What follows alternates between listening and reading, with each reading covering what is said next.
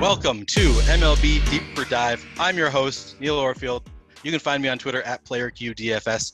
I'm joined by maybe the greatest DFS player of all time, Alex Baker. You can find him on Twitter at Awesemo DFS. And today's show is sponsored by OddsShopper, which features hundreds of bets daily to give you the edge you need betting player props. While you're coming in, please give us a like and subscribe so you can keep up with all of our shows, DFS offers, giveaways, and much more. Once you subscribe, hit that notification button to get alerts when our shows go live. Be sure to also check out today's premium tools and data, which are MLB main slate ownership projections and PGA ownership projections. Alex, we've got an 8-game slate today. I don't see any weather issues the last time I checked. I guess I haven't checked recently, but I didn't see any weather issues earlier. Looks like all games currently have a total between 7.5 and 8.5 runs, so a lot of pretty low scoring games. How are you approaching this slate? Do you have any overarching thoughts on the slate that you want to give at the beginning of the show before we jump in game by game? You know, I do. So I think it's pretty surprising that like the over-unders of the games are all pretty similar, but like if you break it down to matchup, like not quite the case where you got the Dodgers as a huge favorite tonight. Like they have a team total well north of 5. They're kind of the top stack. And then you got like I'd say like there's like 5 teams that are under that 4-team total threshold that maybe we're not as interested in, but there's definitely a lot of ways you can build tonight. And my favorite thing about tonight's slate is that the last game pitches off at 8:10. And that means we're going to have all the lineups well in advance of lock, and that always makes the experience a lot more fun, in my opinion. Yeah, I agree. You everything's clumped together. You're not waiting on, later games to start. So you kind of know where you're at pretty early. It's a lot of fun. Looks like the only game that might be dicey is the Yankees game, which is right at lock. So I guess we'll see if we're having any trouble weather-wise in New York right before lock. Let's start right there. Let's start with that Yankees game. We've got the Angels in town in New York. Angels with a 3.5 run implied total, Yankees 4.6. We've got Reed Detmers on the mound for the Angels going up against Nestor Cortez. Let's start with Reed Detmers. Are you going to be taking any shots on Reed Detmers against that dangerous Yankees lineup? Taking shots on the under and strikeouts. That's really popping in our model because this guy, he doesn't have great stuff. He only has a 17% strikeout rate. His ERA of 4.6 is about the same as xFIP of 4.6, and that's a little bit below average. So I'm not seeing much reason to go to him. The conditions in this game aren't bad though. 63 degrees, kind of humid, but I think we can cross Reed Detmers off the list pretty safely, unless you're seeing something here. So the only thing that I'll say is in the top pitchers tool. So I want to get your read on this. So the top pitchers tool gives him 1% projected ownership, 4.4% in a top 2 pitcher, 2.3% have pretty low odds of being a top 2 pitcher, even though he technically does have positive leverage in the top pitchers tool. Do you frequently find yourself, even if a pitcher has slight positive leverage in the top pitchers tool, do you find yourself writing off kind of these guys that have, although it's positive leverage, it's still pretty unlikely, a 4.4% chance of being a top 2 pitcher, and there are a lot of guys with better chances. Do you frequently find yourself writing off these guys kind of lower end that you just don't have interest in, despite positive leverage? Yeah, I mean, I think that the salary of 8,700, like if this guy was 4K, like we could consider it, but you're really like taking a huge hit. Like basically, like when you take a player that's this low value, like you're going all in on that being kind of the way you're winning tonight, and like the odds are pretty unlikely. Like one way you can view lineups is a parlay where you're kind of multiplying the chances that each player is successful together, and he has the lowest chances on the slate. So that is a huge deficit you have to make up in other spots. Okay, yeah, that makes sense to me. Just wanted to get your read on it, since it's your tool, and that's kind of the approach I take. A guy that doesn't have great odds, even if there's slight positive leverage with pitchers in particular, I'm not concerned about getting those guys in. With stacks, I'm kind of on the other side of the equation where if I do see that positive leverage, even if they have low odds, I'm still willing to take that risk just because the runs scored count for so much more points than one pitcher can in general. So is that kind of the same for you? Are you more likely to focus on stacks that have positive leverage, even if there's low odds, you're likely to go over the field, or is that still something that you kind of write off frequently? Yeah, definitely. I think that having some leverage is always a good sign, and like there's like all right, let's pull up the top stacks here. Like the chance of any stack being the top scoring stack is usually like somewhat significant. So let's take the bottom stack tonight, the Texas Rangers. They have a team total of 3.8 going up against Tampa Bay. The 3% chance of being the top stack. They're actually 4% owned, surprisingly, but like if you like 3% isn't like that bad compared to like 14%, which is the top team. Like so with the stacks, you can definitely spread it out way more and yeah, spray and pray, I guess. But I think it really depends if you're a multi-entry guy or a single entry guy, because like if you're multi-entry guy, like I always like building a bunch of different stacks. If you're single entry, it's like we got to figure out the best possible stack using all these tools. So Yep. We'll have to figure that out through the course of the show.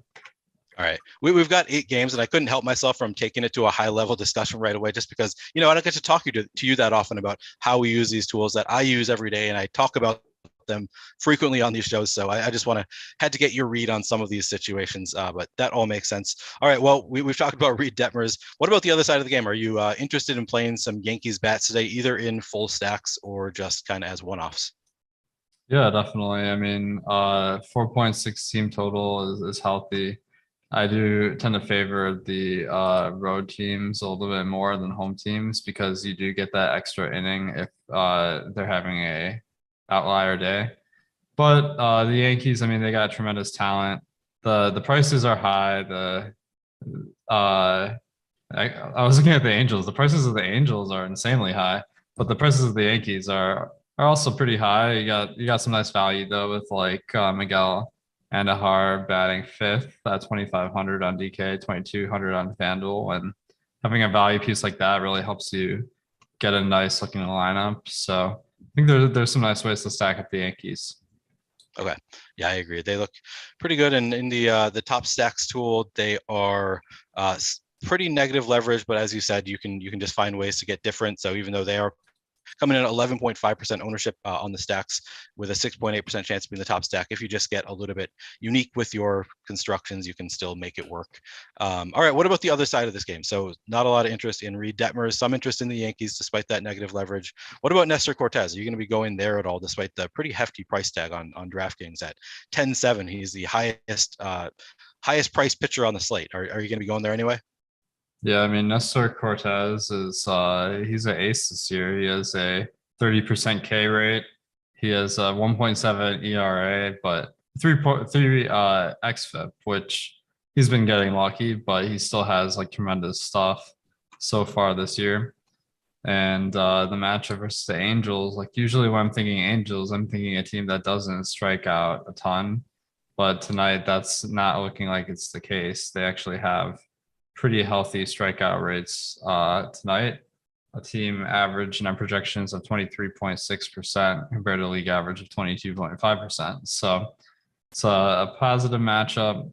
The only thing is, I mean, you got some tough hitters in this Yankees lineup, so it's not going to be like a crazy good matchup, but not looking bad. Okay. Tyler is telling me that I might be lagging, and I just got a notification that my internet is unstable. Are you seeing that on your end? Maybe I should just warn people that there's a chance that maybe I'll lose you at some point. It's been acting fine for me, but I just got that message, and I got that message from Tyler as well. So we'll keep going. I think that hopefully it'll be fine. All right. So some interest in Nestor Cortez, despite the despite the high price tag. On the other side of it, we've got the Angels, where this is one of those situations where they've only got a 4% chance of being the top stack, but they have their projection for only 1.7% ownership on the stack, probably because of those high price tags, as you mentioned. Do you have any interest in going to full? Would you be going full 5-man stacks with the Angels at all today, or will you just be using them, as one-offs or maybe as a secondary stack? Yeah, I think that if it was a bigger slate, maybe we'd write off the Angels because they are in a really tough matchup and the weather isn't great in New York, but it is only 8 games and they have a pretty significant chance of being the top stack at around 4%. And being up against the ace pitcher, maybe that'll drive down the ownership like we're seeing in the top stacks tool at 2%, like one of the bottom owned stacks tonight. So I always like having I'm pretty sure like I might have a decent amount of Cortez given the price and the projection. So having a little bit of leverage against them too in some other lineups, kind of hedging for all the possible outcomes. Yep, makes sense to me. All right, anything else that you want to say about this game before we move on to Seattle at Baltimore? Mike Trout versus a lefty, like that seems kind of appealing. It's the Angels are weird because they have like 2 of their best bats are lefties with Ohtani and Walsh. So being up against a lefty, like it makes the team a little bit tougher to stack, but Trout as always is solid. We just got a question from Larry C asking, do you set a rule only one starting pitcher per game on a slate this size? So I think he's saying like, would you ever play both Detmers and Cortez, or, because you can only get one win, right? So I'll say for me, I don't set that rule. I can see the merits to it. How about you, Alex? Do you ever set that kind of rule?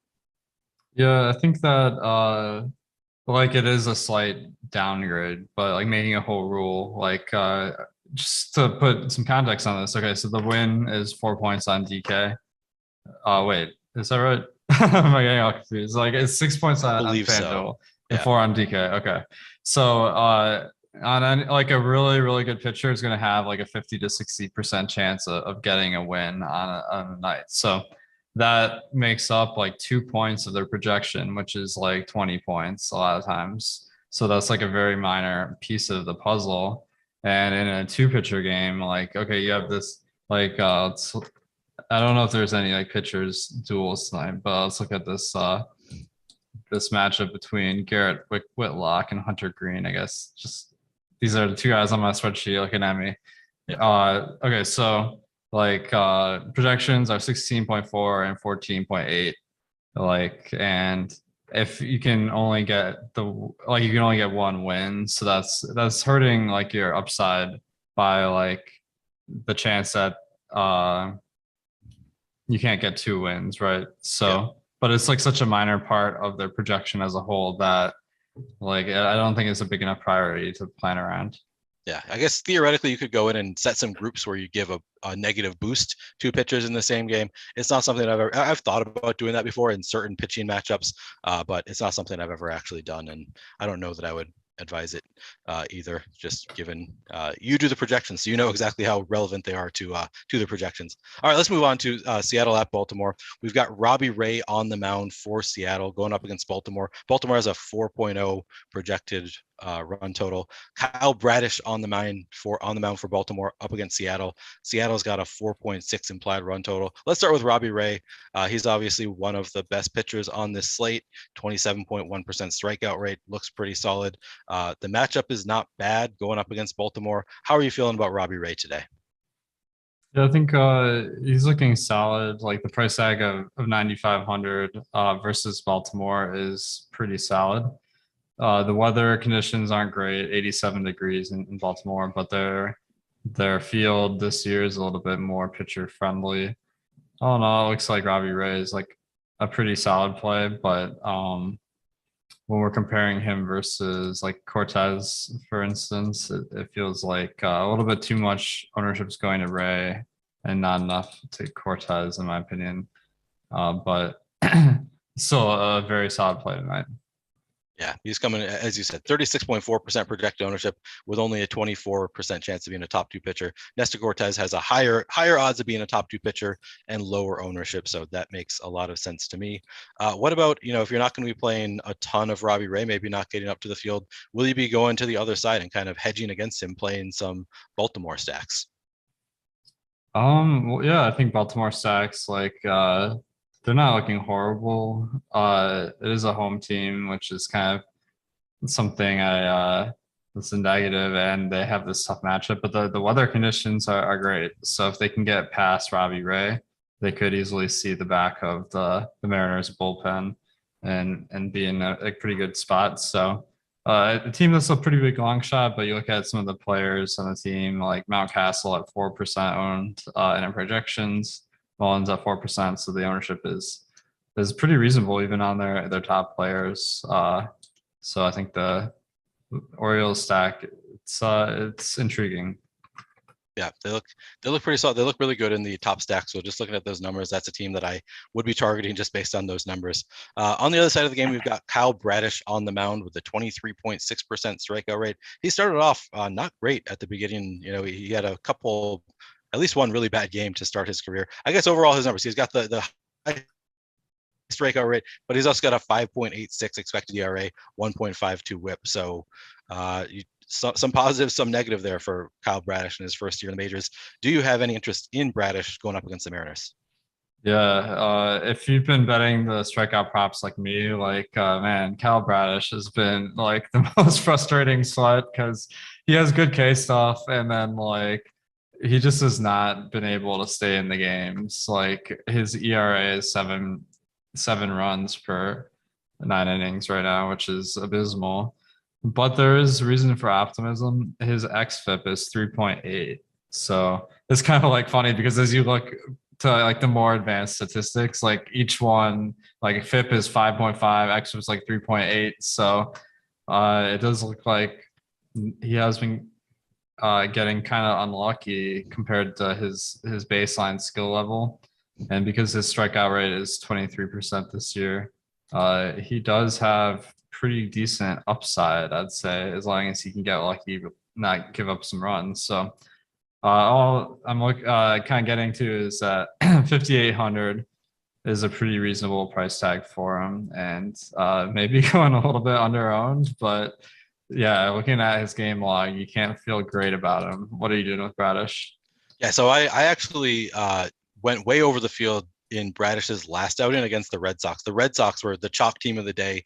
And I was like, not only am I going to go under the field on the Red Sox, but I'm going to go way over the field on Kyle Bradish just because he seems to be pretty volatile. I could see him having a game where he just gets a ton of strikeouts and, the Sox don't put up a ton of runs. And then of course the Red Sox just knocked him around and he did not have a great game in that match. I think he started with -9 fantasy points in the first inning, but I like this matchup better. So I think I'm actually going to be taking the same approach. Just looking at the top pitchers tool,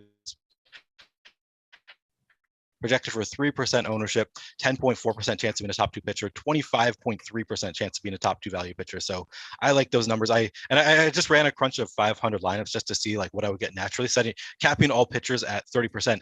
And I only got 2.4% of Bradish, which tells me that he doesn't project that well, but I think that he has a wide range of outcomes, which is kind of a spot where if it's a volatile spot in a matchup with Seattle too, that it's a better matchup than Boston. I kind of want to take advantage of that. And the fact that he did so poorly last game, I think I'm going to go right back to it and give him a little bit of a boost and try to get above the field there.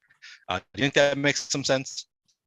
Yeah, I mean, I think that he just hasn't been playing well, and people aren't going to play him. And with guys the kind of pitchers you want to fade are the ones that can't strike guys out, and Bradish can. So I think that he's a good contrarian play tonight.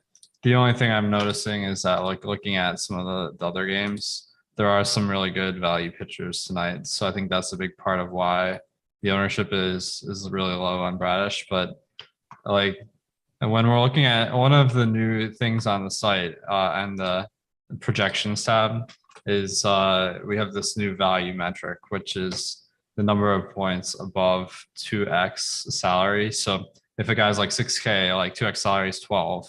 And The highest guy on the slate is Garrett Whitlock at 2.5 added points. Bradish is at 1.7. So like that just shows how good a value Bradish is based on our metrics tonight. And the ownership just is totally not there. Yep. And this is another spot. It actually is similar to the spot against the Red Sox in that Seattle's pretty chalky. They're coming in at 13.2% projected ownership. So it is a similar spot where Seattle's coming in a little bit high owned, and you can get some leverage on the 13.2% of people who are playing Seattle. So I think that there are reasons to get to Bradish, although, yeah, there are plenty of good options out there. So maybe that's the only real deterrent, or one of the deterrents, I guess. Actually, before we talk about Seattle stacks, I should say we are seeing people mention that there are tarps on the field at Yankee Stadium. Terry said that if he had tickets to the game, he would be very much debating the trip to the stadium. So it sounds like maybe the weather is not great currently in New York, but that's something we'll have to continue monitoring. We do have Live Before Lock coming up after us, so they will have a better feel for where that game is going. So we can monitor that as we go. But yeah, I mean, probably. I think if one of the things I like to do is look at the radar, like the future radar, and on weather.com, you can they allow you to play like hours in the future. They're kind of like projected weather, and it looks like I mean it's it makes sense that they have the tarp on the field now because it's raining in New York right now. It doesn't look like it's going to be likely to rain at first pitch. It looks like there's like a small cell that's going to pass over the game around like 8 to 9 p.m. But like it's not like the weather systems are like really kind of like long. So it looks like this system would last about an hour. So I just don't really see enough. It looks like they have a pretty nice window to play baseball is kind of what I'm getting to. Okay, good to hear. And Alex, am I remembering correctly that you are the son of at least one weather person? Is that correct? My dad is a meteorologist, and he gave me this trusty barometer. Like I could tell you kind of a good insight into the Cubs and what the air pressure is like in the stadium, but it looks like are they on the slate? The Cubs are they're in yeah they are okay, we'll get to that later then. All right, let's move on then to the Seattle bats. I mentioned that they're coming in at 13.2% projected ownership on the stacks. I haven't refreshed, but 11.3% top stack odds is what I'm seeing. How are you feeling about Seattle bats today in this situation against a volatile Bradish? Well, Seattle, I mean, we don't have to look very far in the past to see that they got some good talent on the team. I mean, did they have 10 runs yesterday? I stopped paying attention after a certain point because I was like, my lineups aren't gonna win tonight. But yeah, they have a healthy team total. The prices are very low on these guys. Like you got guys towards the 2Ks that are at the bottom of the lineup. One thing I'm seeing is they have a lot of lefties in this lineup.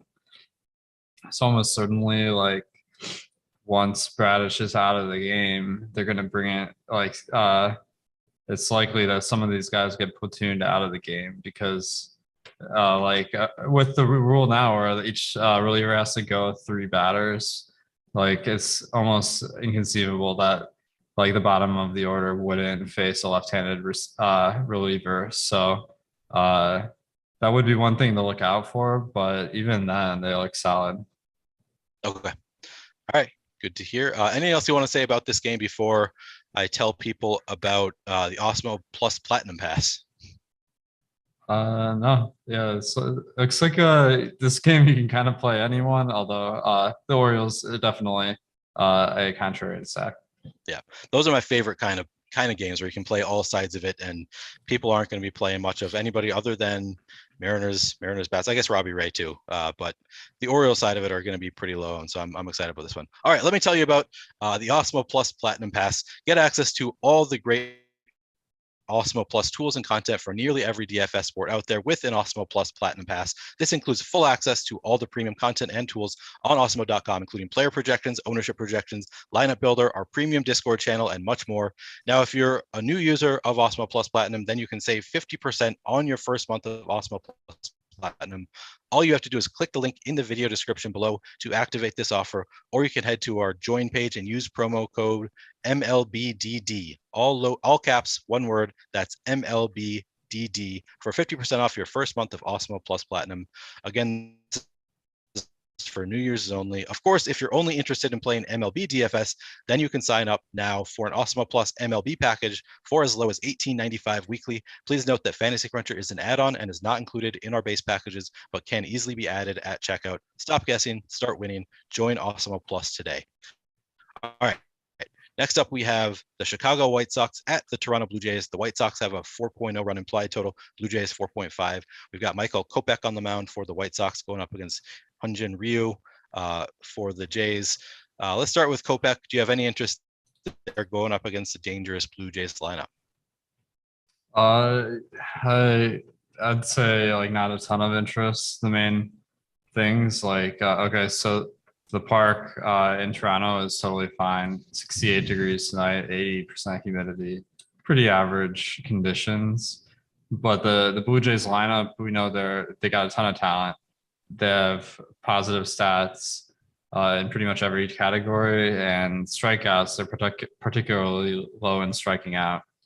Kopeck's strikeout rate this year is down like considerably to 24%. So he's not kind of like getting that crazy strikeout rate that we were hoping for as he kind of came up in the league.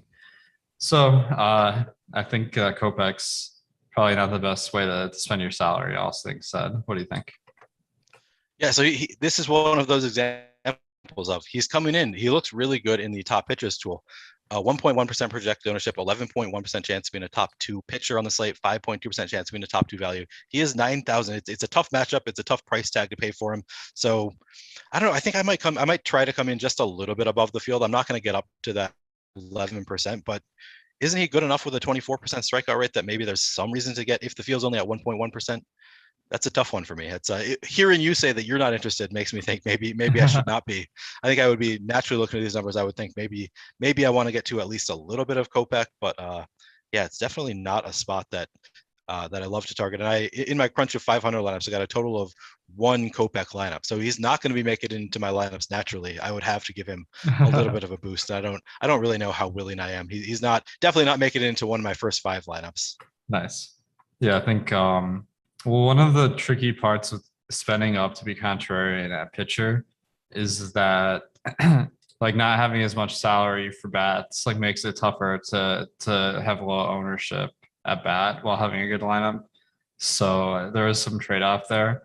And I'm kind of like going back to Bradish. Like obviously there are days where Bradish is going to do horrible and Kopeck's going to do well. But from a projection and ownership standpoint, they look pretty similar, but Bradish is much cheaper. So I don't feel great about either, but I'd lean towards Bradish. All right. That makes sense to me. And then on the other side of it, we have the Blue Jays. Obviously, always a dangerous stack. They look okay in the top stack stool, coming in at 6.2% projected ownership on the stack, 6.7% chance of being the top stack, only 5.2% chance of being the top value stack on the board. Now, I've been saying that oftentimes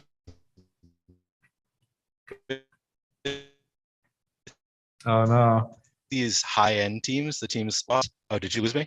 Yeah. Am I yeah, back? just start over here.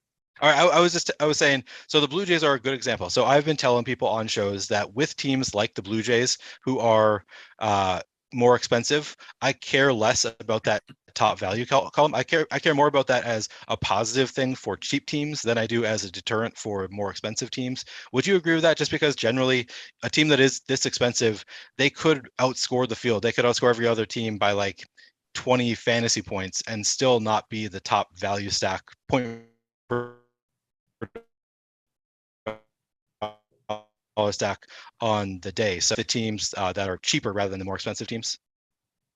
Yeah, I mean, I think the top value column, like it's informative, but I think any stack when it goes off it has a good chance of having killer value. So I definitely look at more at the top stack column, and in this case, it looks like top stack and ownership are pretty similar. So I think like the Blue Jays are a fine stack, and when we look at Kopeck, I was kind of thinking that he's above average pitcher, but now that I'm looking at he has a 1 ERA, but a 4.6 xFIP. So I think like that's definitely built into these team totals that like I guess I'm not seeing like a ton of factors in the favor of the Blue Jays where like the weather conditions are just kind of average to below average.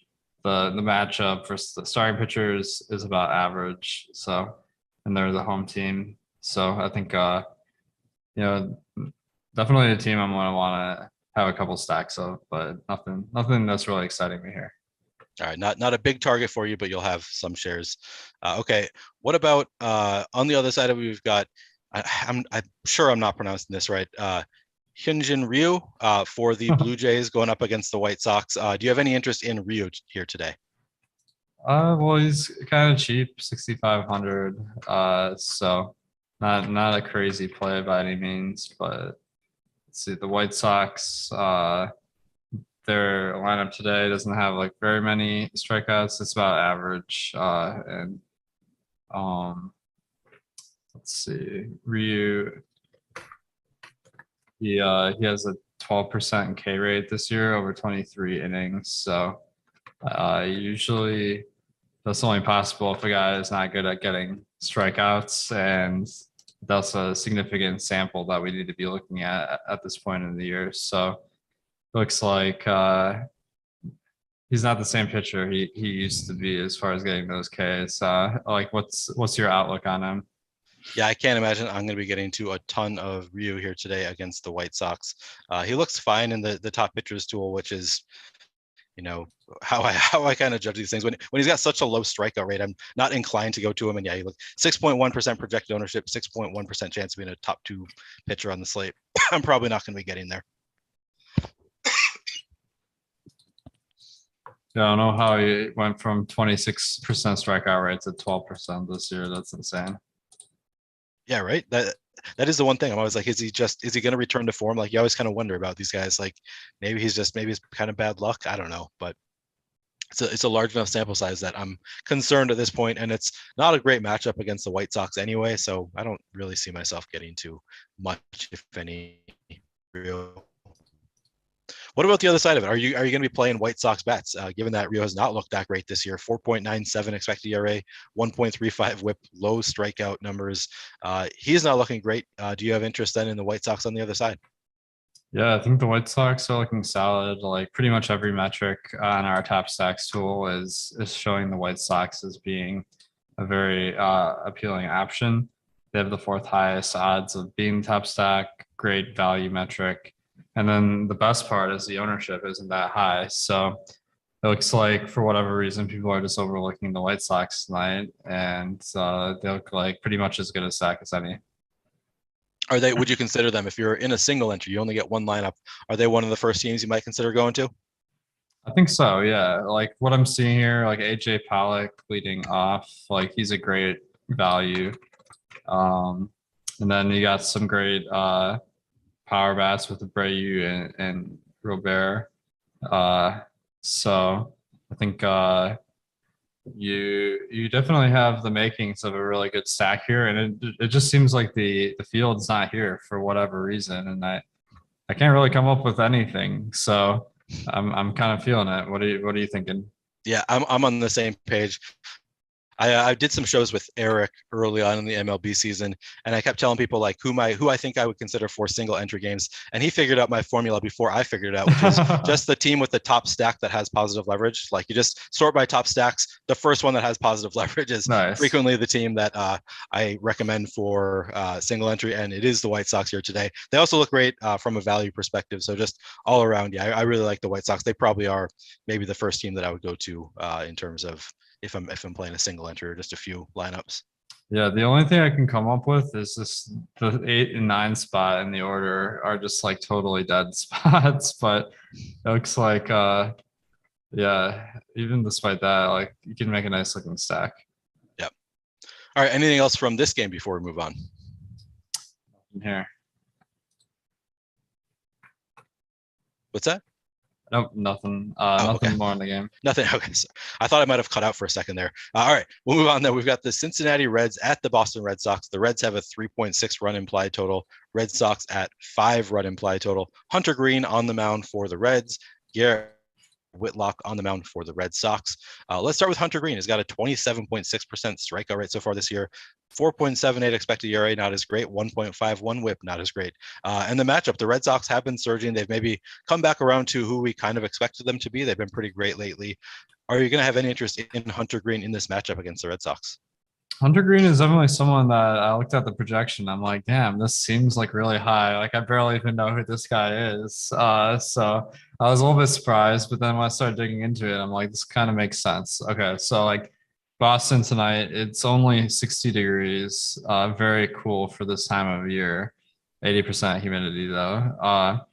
And then the matchup, like Boston's got a solid lineup, but their strikeout rate for the lineup tonight, a little bit above league average. So like that 27.6% K rate is the main thing I'm looking at.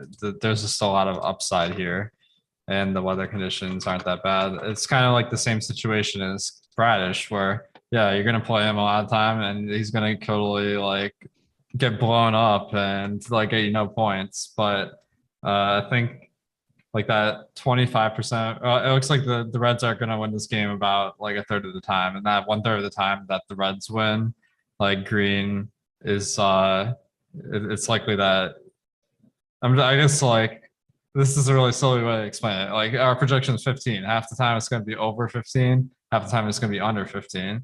And like, that's a pretty solid baseline, I guess. Yeah, for sure. Yeah, you're right. And it's similar to Bradish also in that the Red Sox are coming in pretty chalky at 13% projected ownership. So you get some leverage on those Red Sox stacks as well by going to Hunter Green. Yeah, it's hard not to have so much. And then the top pitchers tool, I'll just mention he's coming in at 4.8% projected ownership with a 13.8% chance of being a top 2 pitcher, 15% chance of being a top 2 value. So looks pretty good on all fronts, despite obviously the matchup is kind of scary going up against the Red Sox, but everything else looks pretty good there. What about the Red Sox on the other side? As I mentioned, they're coming in a little bit over-owned in the top stacks tool at 13% with a 10% chance of being the top stack, 2.7% chance of being the top value stack. So negative leverage there, but are you still going to be playing some Red Sox full stacks or playing some one-offs, or are you going to completely X the game or X the team? One last point on Hunter Green. He went as high as 118 pitches 3 games ago, like, which is insane. Like, so that definitely upside there. The Red Sox, like, pretty high owned. The prices are really high. Like, I'm a little bit having trouble wrapping my mind around how high the ownership is given the prices and the team totals, but sometimes you just don't have to question it. You just don't play them. So that might be one of my kind of approaches tonight, but it's a little bit of a scary fade. How do you feel about them? So just to be clear, when you say you're going to fade them, do you mean you're going to fade them as a primary 5-man stack, or completely fade them, completely X out the batters from your lineups? I don't. Well, the really tricky part about it all is, okay, so we're looking at the ownership of the teams, and like usually teams are high owned because they're in good spots, right? Mm-hmm. So it's really hard to be like, okay, this team's one of the higher owned ones, and like I'm going to just completely be unique and not play them. So, but it does look like if I was building a few lineups, I feel like I'm going to be under the field on the Red Sox from what I'm looking at, and if I was building just like a few lineups, like I definitely prefer some of the other stacks like Dodgers and Mariners. Yep, that makes sense to me. Yeah, I rarely full fade entire teams. Rarely, if maybe even never, that I full fade every batter from a team. Sometimes I will full fade them as my primary stack and just allow myself to get to them as my secondary stack or just as one-offs. But I've been questioning this year whether that's an approach that I should take more often, of just full fade the team, because if they're all going to be high owned, maybe that is the right approach. And really all you're fading is 2 home runs from one guy, or like 20 plus fantasy points. A solo home run, or even a 2-run home run, if that's all a guy does, that's probably not the end of the world. Like, you probably aren't going to need him. So maybe that's something I need to be doing more. I don't know that I'm going to full fade the Red Sox here, but I'm definitely going to be coming in underweight to the full 5-man stacks on the Red Sox is definitely going to be my approach. And I'll have to give it some more thought whether I'm actually going to try to lower my actual exposure to one-offs and secondary stacks. Nice. Yeah. Yeah. All right. What about the other side of the game? So we've kind of covered Hunter Green and the Red Sox. We've got Garrett Whitlock on the mound for Boston. He's had a pretty solid year in his, I believe this is rookie year. 27.3% strikeout rate, 3.68 expected ERA, 1.14 WHIP. The Reds are only projected to score 3.6 runs, or have a 3.6 run implied total, I should say. Do you have any interest in Whitlock in this matchup? Definitely. Yeah. I think he came out of the bullpen last year, and then he had a 27% K rate last year. A lot of the times when guys transition from bullpen to starter, like, their strikeout rate drops, but that hasn't been the case this year for Whitlock. He's started 7 out of 11 games he's played in, 27% K rate again. So combined with his 3.2 xFIP, like, just having a really great year so far. And the matchup versus the Reds, the main advantage here is just the weather conditions, it being like relatively cool. We got a little bit of batter's park, or like a pretty high batter's park, I'd say. And the K rate of the Reds is slightly higher than average. So just a little bit above average matchup, I'd say, for Whitlock. But he's been amazing this year. So I think he's a guy that we want to play. Okay. Yeah. I imagine whatever I set my cap at, I'm going to get that much Garrett Whitlock. He just looks really great today. And this is a great matchup, about as good as you can get. So I imagine I'm going to be getting to a good amount of Whitlock. What about the other side of it, though? We've got the Reds going up against a pitcher who is in his first year as a starter then, I believe. So at least that's something, is relatively new, relatively unknown still at this point. The Reds coming in at only 2.2% projected ownership on the stack, with a 4.6% chance to be in the top stack on the board, 4.2% chance to be in the top value stack on the board. So is this a situation where maybe you see some volatility and you might all sides it, or are the Reds just not a dangerous enough stack that you want to have any interest? Like, if they were cheaper, then it'd be one thing, but like, you got Brandon Drury at 5,400 on DraftKings and Stevenson at 4,700. Like, the prices just don't seem to line up with the projection at all. So like, the problem is, like, we're really trying to optimize for 2 things in our lineups. Like, we want to have a decent shot to cash and a good shot to win it all. And like, with a team like the Reds, where the value is crap and the top stack odds, like, slightly positive leverage, like, it has that second criteria of like having a chance to win it all, but it doesn't really have that first criteria of having a good chance to cash. So I think that you can find lineups that have both that are going to be preferable to the Red stacker. Okay, so no real interest in a full Red stack. Do you think you'll be getting into any one-offs? Nick Senzel at 2,500 leading off. That's it seems reasonably good, but yeah, I'm not seeing too much here. Is there anyone you're seeing? No, I don't think so. I think I'd be actually more likely to get to the Reds as full stacks than one-offs. Nice. All right. Anything else you want to say about this game before we move on? I think that makes sense. That sometimes if you just like play a lot of kind of negative value teams from the same team, like, that correlation can ride you to the top instead of the value. Yep, exactly. All right, I'm realizing that I am doing this way too slow, so we got to make up some time. I will just read the best bets, or tell you about OddsShopper real quick. Make your best bets in 30 seconds or less. OddsShopper features hundreds of bets daily to give you the edge you need betting NBA and NHL player props with expected win percentages and ROIs included. OddsShopper uses the same DFS projections we use here at Awesemo to filter out the best bets available. OddsShopper also features a parlay builder with optimized parlays and an arbitrage tool that identifies risk-free, guaranteed profit bets that you can make across sportsbooks. You can find the link to OddsShopper in the description of this video, so head over there and start making smarter bets now. All right, next up, we've got the Minnesota Twins at the Detroit Tigers. Bailey Ober on the mound for the Twins. Scuba on the mound for the Tigers. Do you have any interest in Bailey Ober? Well, it's versus the Tigers, so that's a positive. As much as all of the Tigers, but I'd say he's probably one of the weaker options tonight, given the price. He doesn't get a ton of strikeouts, only 22%. The team total for the Tigers side, it's like sub 4 though, so looks like he's in a pretty, like, that's giving Bailey Ober a ton of credit, but I just think you can get higher strikeout guys that they might not have as low a chance of getting blown up, but we're not as worried about that in tournaments. All right. What about the Tigers on the other side of it? Bailey Ober, not exactly a dominant pitcher, but the Tigers not that great either. Any interest there? There's killer value on the Tigers, and that's kind of driving up the ownership a little bit. So usually those teams have crazy like points per dollar and like get owned like a decent amount, and that kind of negates any advantage you get playing them. So I could see like having a Tigers like mini stack if like you just go all out spending on the rest of your lineup, but like it doesn't seem very appealing. Okay, makes sense to me. On the other side, we've got Tariq Scuba having a pretty incredible year, and he looks like he might be the real deal. Do you have interest in Scuba in this matchup with my Twins?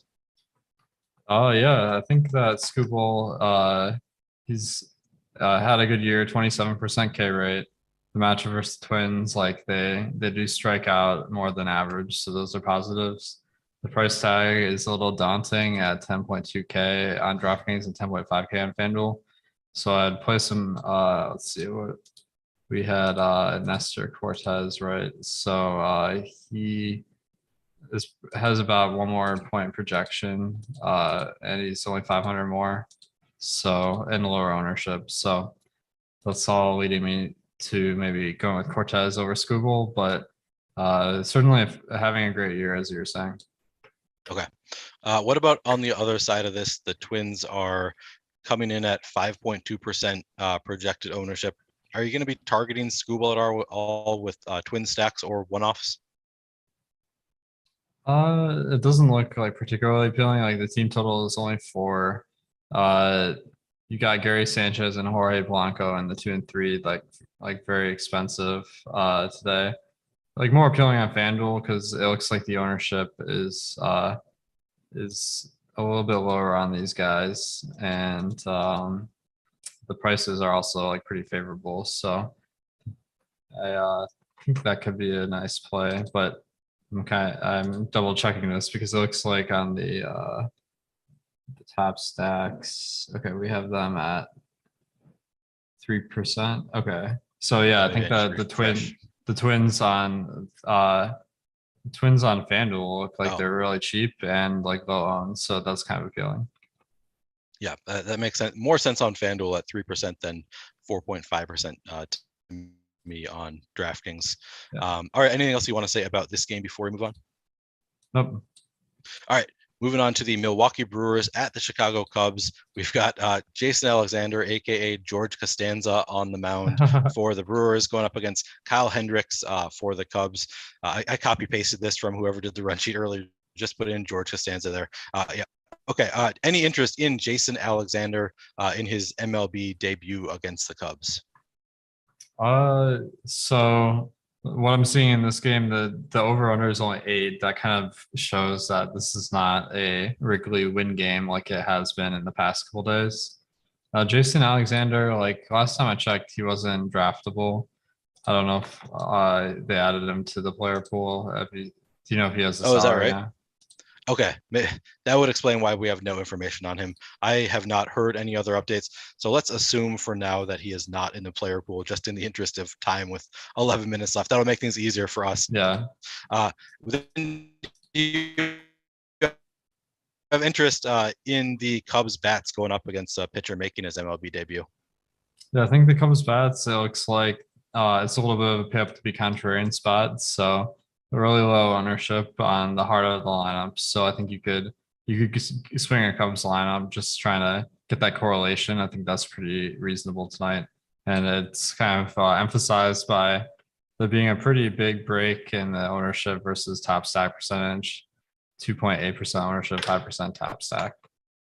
Okay, and I did just confirm Jason Alexander still appears to not be in the player pool, so he is not draftable, not something we need to concern ourselves with. On the other side of the game, we've got Kyle Hendricks on the mound, 15.7% strikeout rate, not that great. 5.43 expected ERA, not that great. 1.34 WHIP, not that great. Any reason to be playing Kyle Hendricks today against the Brewers? No, I mean, it's not like a horrible spot, but he just doesn't get Ks. Okay. What about the Brewers on the other side? They have a 4.1 run implied total. Do you think he'll be doing any Brewers stacks or playing any one-offs?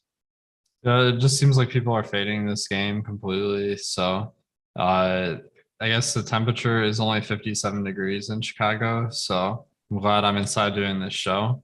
But yeah, I think that the conditions aren't great, but the ownership's not there either. So it seems like you're getting some leverage on the field by stacking up either side of this one. So I think it could be a pretty nice play. Okay. I'm going to save the Awesemo Hall of Fame for the end of the show if we have time, because we still have 2 more games to get through. We've got several of the Hall of Fame. The guys that I know are in chat right now. We've got 8 Ball, nice. We've got Jordan Lockhart in chat. So hopefully we'll find some time. 8 Ball's been like on the Hall of Fame every day. He's been killing it. He's been crushing it. And apparently he won again today. That guy has just been dominating everything. He was in my DMs asking me if he should quit playing on DraftKings because he's just been crushing FanDuel and not winning as much on DraftKings. And I was kind of like, I don't know if I would recommend it. And then of course today he wins on DraftKings. So that probably answers his own question for him. All right. Hopefully we'll have time to do that at the end of the show. But for now, let's move on to, we've got the Tampa Bay Rays at the Texas Rangers. Jeffrey Springs on the mound for the Rays, going up against Jon Gray and the Rangers. Let's start with Jeffrey Springs. He's got a 26.8% strikeout rate, 2.68 expected ERA, 0.81 WHIP. Those numbers all look really great. He's going up against the Rangers. How much interest do you have in Jeffrey Springs today? Yeah, I think Springs looks pretty fantastic. It's a nice matchup versus the Rangers, who strike out more than average.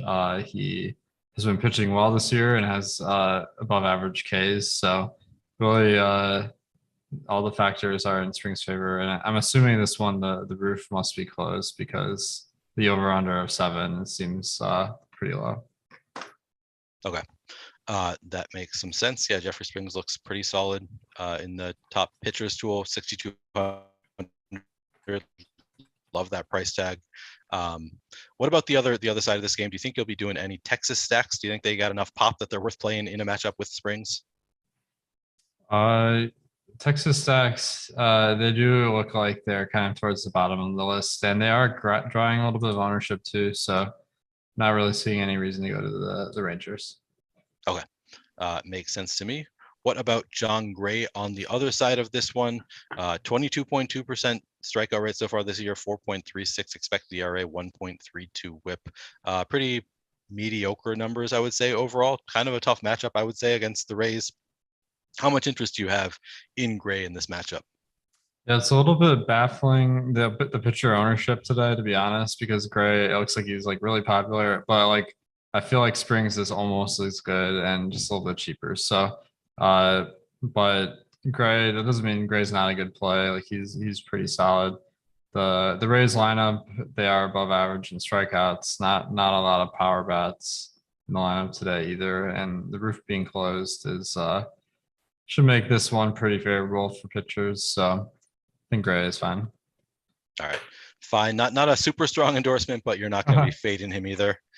Yeah, I'm like really intrigued by some of these lower owned guys like Bradish, and it could be my downfall tonight. All right, I'm glad we're on the same page there because I'm definitely intrigued by Bradish. All right, what about the Rays? I feel like the Rays are one of those teams that always have a shot to put up a big score. They don't have really high run implied total here though, only 3.9. So what are you doing with the Rays today against Jon Gray? Yeah, it does seem like they're a little bit overpriced. Top value of 2% is like one of the lower ones, even though they have like that positive leverage 5% versus 2%. Like the combination of not being great value and not like being that high of a team total is kind of leading me elsewhere. But like it does feel like one where if you stack them, not many people have them, and that can work out pretty big. So But I Yeah, wouldn't find some discourage leverage people. there. Yeah. The leverage is pretty appealing. What are you thinking you're going to do with them? I'm gonna be in some raised stacks for sure, and it's in Texas. I haven't checked the weather in Texas. I imagine that it's heating up right now though, so maybe we'll see some bats come to life in a matchup against John Gray, who is pretty chalky. I see a lot of appeal here just based on the top stacks tool, and kind of makes sense to me being in Texas and in this matchup. So I think I'm going to be getting to a good amount of raise, and we'll see if that works out. But anything else that you want to say about this game? We've just got one game left after it, so a little bit of time. But anything else you want to say about this game? I'm trying to look into the roofs because like they have the retractable roof in in Global Life. So I'm like so maybe not a factor that it's heating up. Like usually the way I like there was a hailstorm this morning up there. So the roof is probably it's probably closed. Okay. Well, Tyler, yep, confirmed. Tyler, right. So that point is no longer doesn't make any sense. Well, it's good to know. That's the tricky part with Dallas sports is like all the stadiums have the retractable roofs. So like and none of the teams are like extremely forthcoming with like if they're going to be open or closed. So yeah. No, we've got confirmation. Emacs says roof is closed, and then a lot of other people are saying that the roof is closed. So I'll believe that we're expecting the roof to be closed. So can't factor in that Texas heat. Anything else about this game before we move on? Let's move on. All right. All we've got left is the Pittsburgh Pirates at the Los Angeles Dodgers. Jose Quintana on the mound for Pittsburgh, going up against Mitch White and the Dodgers. How are you feeling about Jose Quintana against probably the toughest matchup in MLB? You going to be playing any Quintana today? Probably not. I mean, like the over under in this game of 9 is like quite high for LA, and they're 250 favorite. I think this like part of this game is actually at 5 p.m. local time. So I'm thinking that like that is going to like make Dodgers Stadium be like a lot more of a hitter's park today. So I think that this one's more about the bats for me. Okay, so then tell me about your interest in those Dodgers bats coming in at 12.7% projected ownership, 14.3% top stack odds, only 0.8% chance of being the top value on the board. I think that shows you how expensive they are. Are you going to be able to full 5-man stack the Dodgers, or are you just going to be playing shorter stacks and one-offs? Yeah, I think that the pricing on this team is insane. Like everyone's super expensive. That's not necessarily the lineup just came out too. So let me refresh my cheat sheet. The projections and stuff are all updated. Let me just run ownership once more here.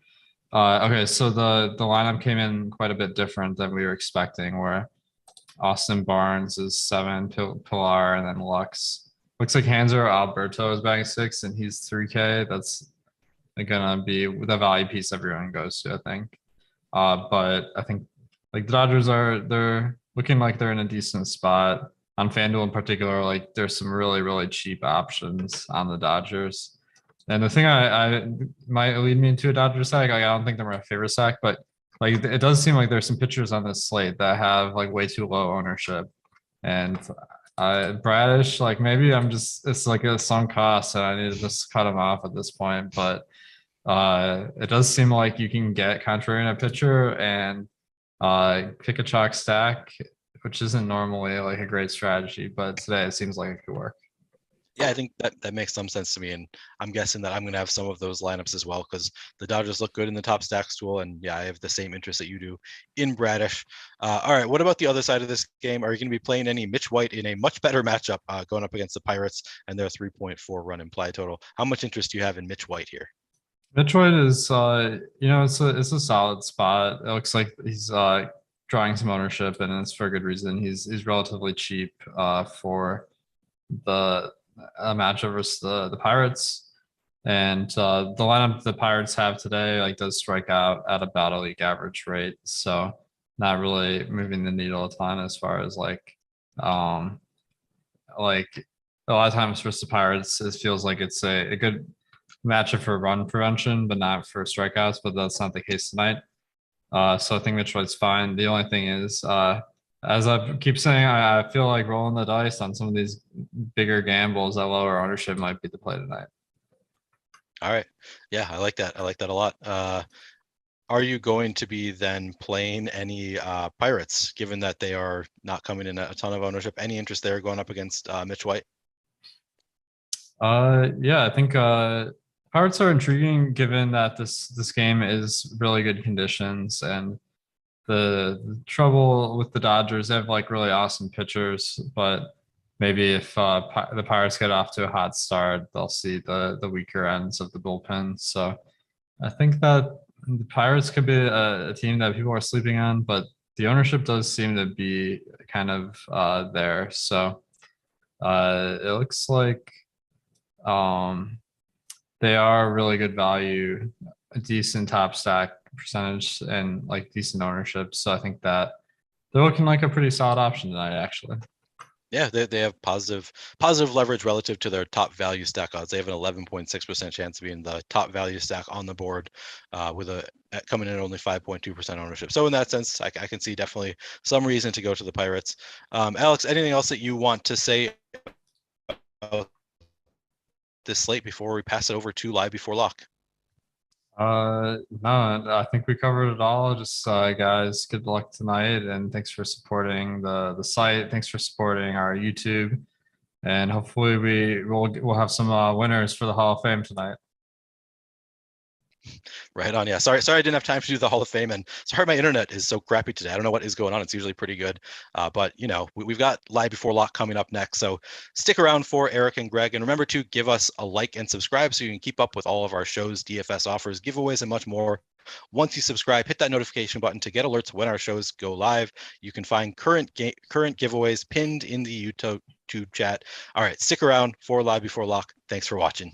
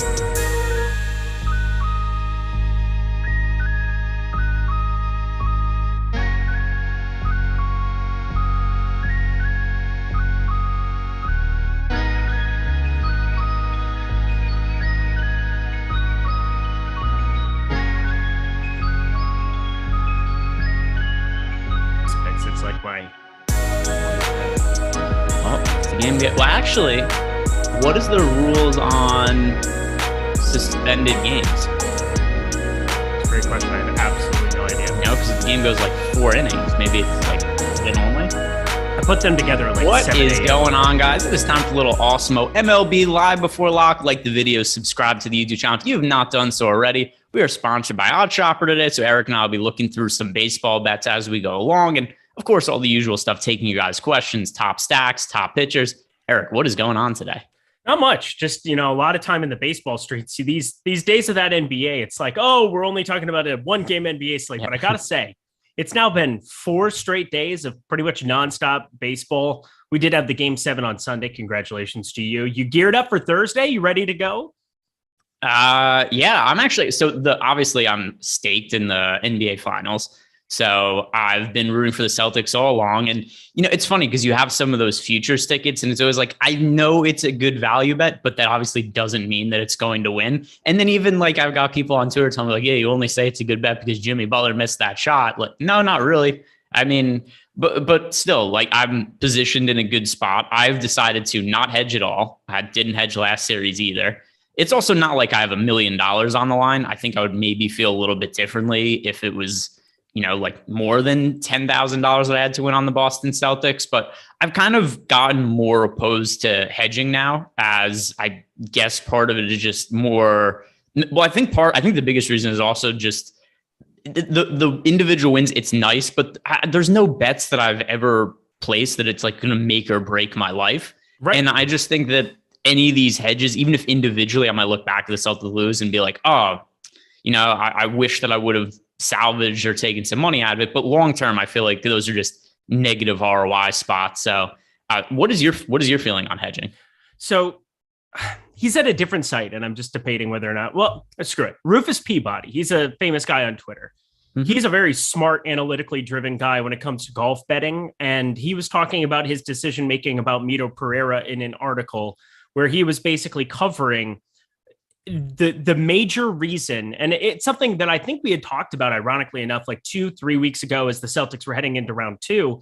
And then he covered it about Mito Pereira on Sunday after the debacle into Monday and from the PGA. And he basically talked about how much you need the money and what your bankroll size in should dictate what you do in hedging situations, because the overall goal of betting, of sports betting, of DFS and everything else is to accumulate the most money. Like you want to make the most money. And that is relatively different from Alex Baker's standpoint, to my standpoint, to your standpoint, to Tyler's standpoint. No matter who it is, Tyler's Xander behind the paywall, of course, behind the virtual glass. Paywall. We're putting Tyler behind the paywall now. Yeah, I was going to say, he's pricey. Check out his OnlyFans. It's great. But yeah, I'm pretty sure there'll be a bot posting a link to it shortly. It's him eating brisket off his tummy. A little bit of that. Man, don't spoil the freaking content, man. I'm not going to get any subs. I'm sorry. But the major thing you always have to think about is how much you need the money, what the expected value of the bet is. You can inherit some negative expected value so long as it's going towards your goal of making more money for your bankroll. And so really the size of your bankroll and how much you're willing to lose in certain situations needs to be the biggest factor. If you needed, your 5-figure win here for the Celtics, you might want to be hedging out some money. But I think Gregory Ehrenberg and his house of beauty over there with no more roommates, life is good for Mr. Gregory Ehrenberg. So I got to think you probably shouldn't be hedging in any situation whatsoever. Yeah, and I had that same. I had a bet this morning actually on Marin Cilic to 18-1 to make it out of his bracket, and I was like, I don't know that much about tennis. I just bet this based on odd shopping, which is kind of the value of something like Odd Chopper as well, where FanDuel is offering a much better line than other places. And I noticed it. I was like, oh, if this is 18-1 here, but 10-1 another book, I assume the 18-1 has value. And he actually ended up winning, but it was the same thing. Where it was like, what am I going to hedge this for? I don't know what the fair lines of any of this stuff is going to be, but. We should probably start talking about the baseball slate, because 10 minutes talking about basketball, tennis. I know that overall people are just going to think of it that way, but I really want to introduce that more in terms of betting angle and hedging, because I know a lot of people think I should hedge in that situation, but I'm not going to. But today's baseball slate, I think we should start by talking about the weather, because we have one pretty bad weather spot in New York, not that far from me. I can tell you that looking outside right now, it is very dark and windy. The weather report by me calls for 100% chance of thunderstorms. Looks like over by Yankee Stadium, we're looking at like 60% chance of thunderstorms on and off throughout the night. I have personally decided to take this game out of my player pool. I think that it's very risky in terms of the weather. And even if it starts on time, I'm definitely afraid of the chance that it starts raining in the second inning. Nestor Cortez comes out, or there's a starting pitching change or whatever. I'm not going to deal with it. It already as is wasn't one of my favorite spots on the slate to target outside of Cortez, although I did think he was going a little bit over-owned. So I have opted to fade this game. What are you going to do with the weather? Yeah, same. I talked about it this morning where Nestor Cortez, I said, if the weather looks like it looked this morning, that was 7 hours ago when we started our 2-hour marathon stream. Terry McBride, we made it. We're survivors, my friend. But I had a blast. It was fun. We covered a lot of ins and outs and talked about the weather right from the get-go. Nestor Cortez is around 33.5% on DK right now. That is a ton of rostership. I got to imagine that's going to come down, especially if you see PPD showing up here in the next hour. But I kind of am hoping that it starts because there's definite risk that this game gets postponed midway through. I've removed it from my player pool. I think you removed it from your player pool. It's the right way to do it, I think, in this situation. I was actually going to be getting to a lot of Yankee bats against Reed Detmers, and now I'm going to get to 0. So best of luck to me there. Yeah, no, we're on the same page there. So I'm not going to say with 100% confidence that if it's rained out, doesn't get rained out. And I don't treat every one of these situations equally. But just because as it is, I was kind of looking for ways to reduce my Nestor Cortez ownership. And then it kind of popped up. There was rain. I was like, oh, here's an easy way. I'll just say I think it's a pretty good chance it rains. And I'm just going to remove the game altogether. But just looking at the weather report, it does seem like there's a pretty high chance of rain. Terry's talking about it right now in the YouTube chat as well, that it looks like it's supposed to be pretty bad. And by the way, also, we've got Alex, who, by the way, a weatherman. He does a little bit of everything, Alex. You just saw him on the show before us here. He just posted in our Discord chat. And I know it's the premium Discord chat, but I'll give out some information anyway because Alex posted it. The weather forecast in New York has gotten a bit worse, so I'm upping the postponed risk. It's looking a little risky to him now. So that's where I'm at as well. That's why I ultimately ended up taking it out of my player pool. But now as it pertains to the top-end pitchers on the slate, I think there's a guy at the top end that there's a pretty good chance that you're going to like because you and I like him on most slates he's on. How do you like getting to Tariq Scuba a little bit more if we're removing Nestor Cortez from the equation? Very much. I like him very much. I'm going to be paying down at pitcher a lot. We'll get to my 2 favorite pitchers, and nothing has changed since this morning around those 2 guys. But my Lord, am I going to get to a lot of Tariq Scuba now as kind of a contrarian option against my Minnesota Twins. I try my best, as a Minnesota fan to try not to be sacrilegious, to try to not be a bad fan and cheer against them. Oh my God. I hope they get no hit today because I have so much Tariq Scuba. He's just turned into a real life good pitcher, not just a strikeout guy.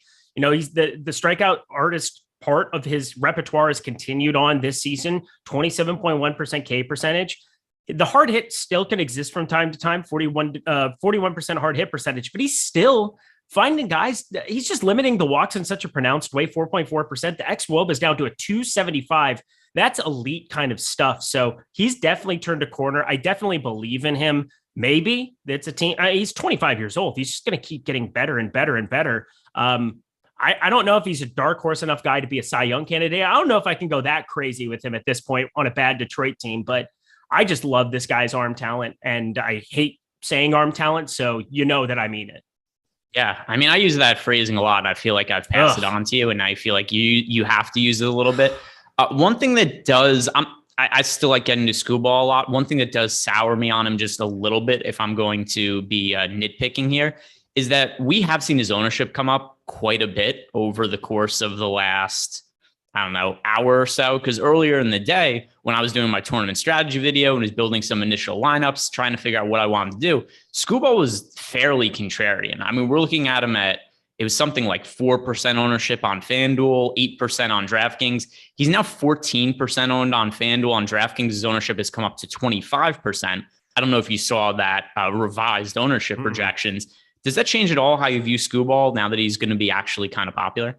I just refreshed everything again here. I didn't see that. I mean, he's going to be more popular because Nestor Cortez, I got to expect people like you, like me, like Alex, like really good DFS players are going to be removing him from their pool. And as a result, that just makes it easier to land on the likes of Scuba. So we're going to have paths to him. There's some salary savings that do exist on this slate. So I understand why it is that everything's happening the way it is, but it's understandable. Yeah, and then, I mean, we kind of do limit our pitching options once you take Nestor Cortez out of the mix. Like Scuba, I think, becomes much more sensible. And the other thing also is we've got Scuba currently projected for 25% ownership despite 32% ownership going to Nestor Cortez. So by the time that we get to lock, if there's any weather updates from New York, say the game is postponed, I mean, we could see Scuba end up being like 35, 40% owned. Robbie Ray is currently 39% owned on DraftKings. On FanDuel, he's projected for 31% ownership. Robbie Ray, I think we're going to end up seeing him get to astronomical levels of ownership. Positive matchup against the Baltimore Orioles. Baltimore's been awful against left-handed pitchers this year. They strike out a ton against lefties. Robbie Ray has kind of reverted to being the Robbie Ray of the past, meaning a guy who is not really a great real-life pitcher, but generates a ton of strikeouts. When he's going well, he puts up massive fantasy scores. So I think there's a lot of variance involved with Robbie Ray here, but I find his upside really hard to avoid against the Orioles, especially with us taking Cortez out of the mix. But how are you weighing the upside of Robbie Ray against the ownership of Robbie Ray? I'm going gigantically. There's the word I'm looking for. Gigantically under the field on Robbie Ray. I'm going to be shorting him in a pronounced way. Again, Baltimore, they strike out at the second highest clip up against left-handed pitching against southpaws on the season, north of 26%. But this also is a great ballpark to be pitching in. So you have to be looking at it from a Robbie Ray perspective where I get why everybody wants to be going to him. I get why he's getting the attention. But there's two guys I'm just in love with who are so much cheaper that I am willing to say can outperform Robbie Ray just because of all of the other peripheral things that Robbie Ray's doing. He's going back to giving up hard hits. I mean, in Toronto, the one season there, he just found ways to work around batters. Got a little lucky, I would say, too, but up to a 40% hard hit percentage, 446 expected slugging, walking guys at an 8.4% clip here. That's higher than his 6.7%. That was always his major bugaboo in Arizona. You know, he was in the NL West and he just kept walking guys and you would just run into these blow up spots. I think that could be the kind of pitcher that we're looking at here going forward is somebody who gives up hard contact, who's starting to have that walk rate just slowly creep back up. 3.91 expected ERA shows that maybe he's gotten a little unlucky for the 4.75 he's got, but still, this is just going to be too much ownership. I think there's decent enough righty power at the top of this that can maybe punish him. Less so in this ballpark. It's not a great game environment in terms of the ballpark. And now the weather, kind of all over the place in the Northeast. We talked about it before, but it's going to be 90 degrees there, hoping that that can actually make up for a little bit of what this cavernous ballpark has become. So there's reasons to like him. There's reasons not to like him. But at his current ownership with the field, I'm just going to go to other options. Yeah, and I mean, I hear it both ways. I'm just kind of getting to him anyway. I don't think I'll be massively different than the field, but I just find it to be necessary once I take Nestor Cortez out of the mix. Not saying you have to go play 70% of them or anything. And Alex just posted in YouTube chat that he's going to rerun ownership projections, accounting for the weather now. And then we'll circle back. We'll talk about some of the pitcher ownerships once we get that data in. But I want to bring up a betting angle to this. I'm going to tie an odd shopper because you just mentioned it that Robbie Ray, there are times he gets hit hard. The weather is, you know, potentially favorable for hitters there, even with the new ballpark dimensions over in Camden Yards. But the top two bets we have in odd shopper right now, Eric, Ryan Mountcastle plus 600 to homer, Cedric Mullins plus 750 to homer. Is either of that appealing to you? Give me all of that you got. I'm way over on Baltimore. Okay. So that sounds like you are in line with that then. Yep. So also to read off some of these numbers, Ryan Mountcastle, 6-1. We have him with a 20% chance to hit a homer, 37% expected ROI. Cedric Mullins, 15% chance to homer. That's good for a 27% ROI. And if you guys want access to this information, just go on over to OddsShopper. It is free. You don't have to sign up with your email address, but it doesn't cost anything. It's just, that's the barrier. You just go in, plug in your email address, sign up, get behind the not even the, I don't even know what you call it. The wall, the fake wall though, the free wall. You get behind the free wall and then you find all of the best bets. The Tyler wall. Seconds. The Tyler wall. Exactly. And then you find the best bets we have on the slate right now. Ryan Mountcastle, Cedric Mullins leading the way with home run props. So I want to follow up now because you said that there's a couple of pitchers for cheap. Do you think have the potential to outscore Robbie Ray? Can I guess who those are? Yep. All right. One of them is Garrett Whitlock. No. I like Garrett Whitlock. He's my third highest owned pitcher. I have two pitchers that I own more than him. Okay. So one of them is Michael Kopeck. No. Fuck, I'm not doing good at this game. Should I just guess bad guesses? Like be like, Jose Quintana? Let's see. So I've only, it's a small slate. There's only so many guys to pick from at this point. Is Hunter Green one of them? He absolutely is. All right. Hunter Green throws 1,000,000 miles per hour. Yes, no clue on any given day whether he's going to be good or not. But sometimes maybe good, sometimes maybe shit. Yeah. Well, sometimes good, sometimes maybe really shit or even shittier. Like he's all over the place, but the upside is apparent. He's only projected for 4% ownership, at least before we get the updated numbers for the weather. All right. So I've gotten one. By the way, we did just get the owner. Hunter Green remains 5% owned with the ownership update. Nestor Cortez is down to 18%. Scuba up to 30%. Robbie Ray up to 40% on DraftKings. Over on FanDuel, Cortez down to 6%. Robbie Ray 31%. Scuba at 16%. So we now have Robbie Ray and Scuba projected to be the two most popular pitchers on the slate. That seems reasonable to me. Yes, it does. Tell me your other pitcher, because I don't want to guess incorrectly another 8 times in a row. It rhymes with Schmadish. Oh, you're going down this road again. Oh, yes, I am. Welcome back, Eric Lindquist. Kyle Bradish didn't go so well last time that I recommended him because against the Boston Red Sox. Negative 9.7. Hurtful, not ideal, not great, unfun. Those are all the superlatives, if you will, for how it felt to roster Kyle Bradish. But oh man, 5,800 against the Seattle team. And also, let me pull up the splits because this is really what solidified how much I liked him this morning, because I already liked him, but now I'm liking him in like an extreme kind of way. And it's not just, that I heard Alex at the tail end of the show being like, oh yeah, no, I like Kyle Bradish. And I was like, oh no, we are in lots of trouble together today. But let me find the splits here for Baltimore specifically in this ballpark. And I can't just, hate on Robbie Ray. It's partially an ownership play that I'm going up against Robbie Ray. And I think that there's a decent enough lineup, but the difference between this Baltimore team in their home ballpark and on the road this year is pretty darn sizable. So let me pull up home. It's not letting me just click on Baltimore right now. I don't know why it won't, but let me just tell you, the difference was like a 98 WRC plus and like a 60, or at least a 58 WRC plus, I believe, against the specific handedness. I'm trying to just get the splits, but I keep clicking it. It won't update. Just take my word for it. Ballpark playing a lot different this season. How about that for analysis? Kyle Bradish also, you'd think that he was terrible. You'd really, really think that he's terrible based on that last outing if you heard me recommend him, but he's kind of an unknown as it is. Young pitcher, 543 expected slugging, all very bad, but a 23.6% K percentage where he mowed down the St. Louis lineup a little bit earlier, 11 strikeouts. Yeah, it's a 1-game sample size in his major league career, but that is a pretty substantial road W for Kyle Bradish and a definite notch in his belt there.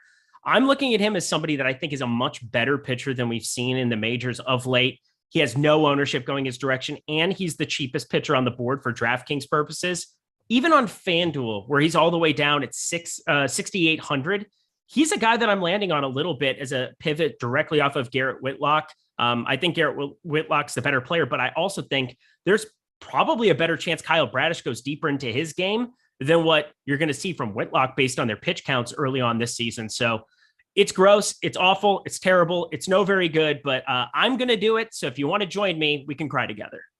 Of course, just trust me, bro. Just trust me, bro. I'm the source here. I've got the information. It's in my head. I got the info. Even if the split leaderboard's not working, it's not working. Yeah, it's cool. I've got it all memorized. I was gonna look it up, but what do I need to? I've got all the data. I'm gonna get it. I'm gonna get it here because this is just so annoying. Why isn't it doing it? Home update team Baltimore at home.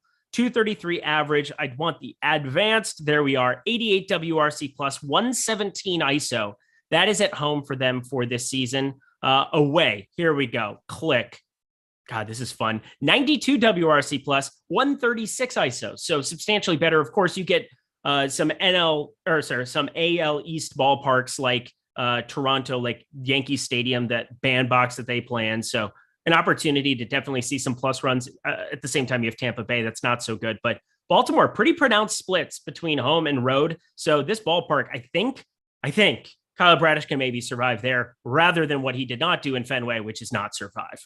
Yeah. So it's surprising he was able to make another start after not surviving his last one. He died, he came back, and he's going to try to die again or not die again for your sins. Purposes, maybe. Yeah, for my sins. I mean, It's easy to see the upside with Bradish because, like you said, he's generating strikeouts.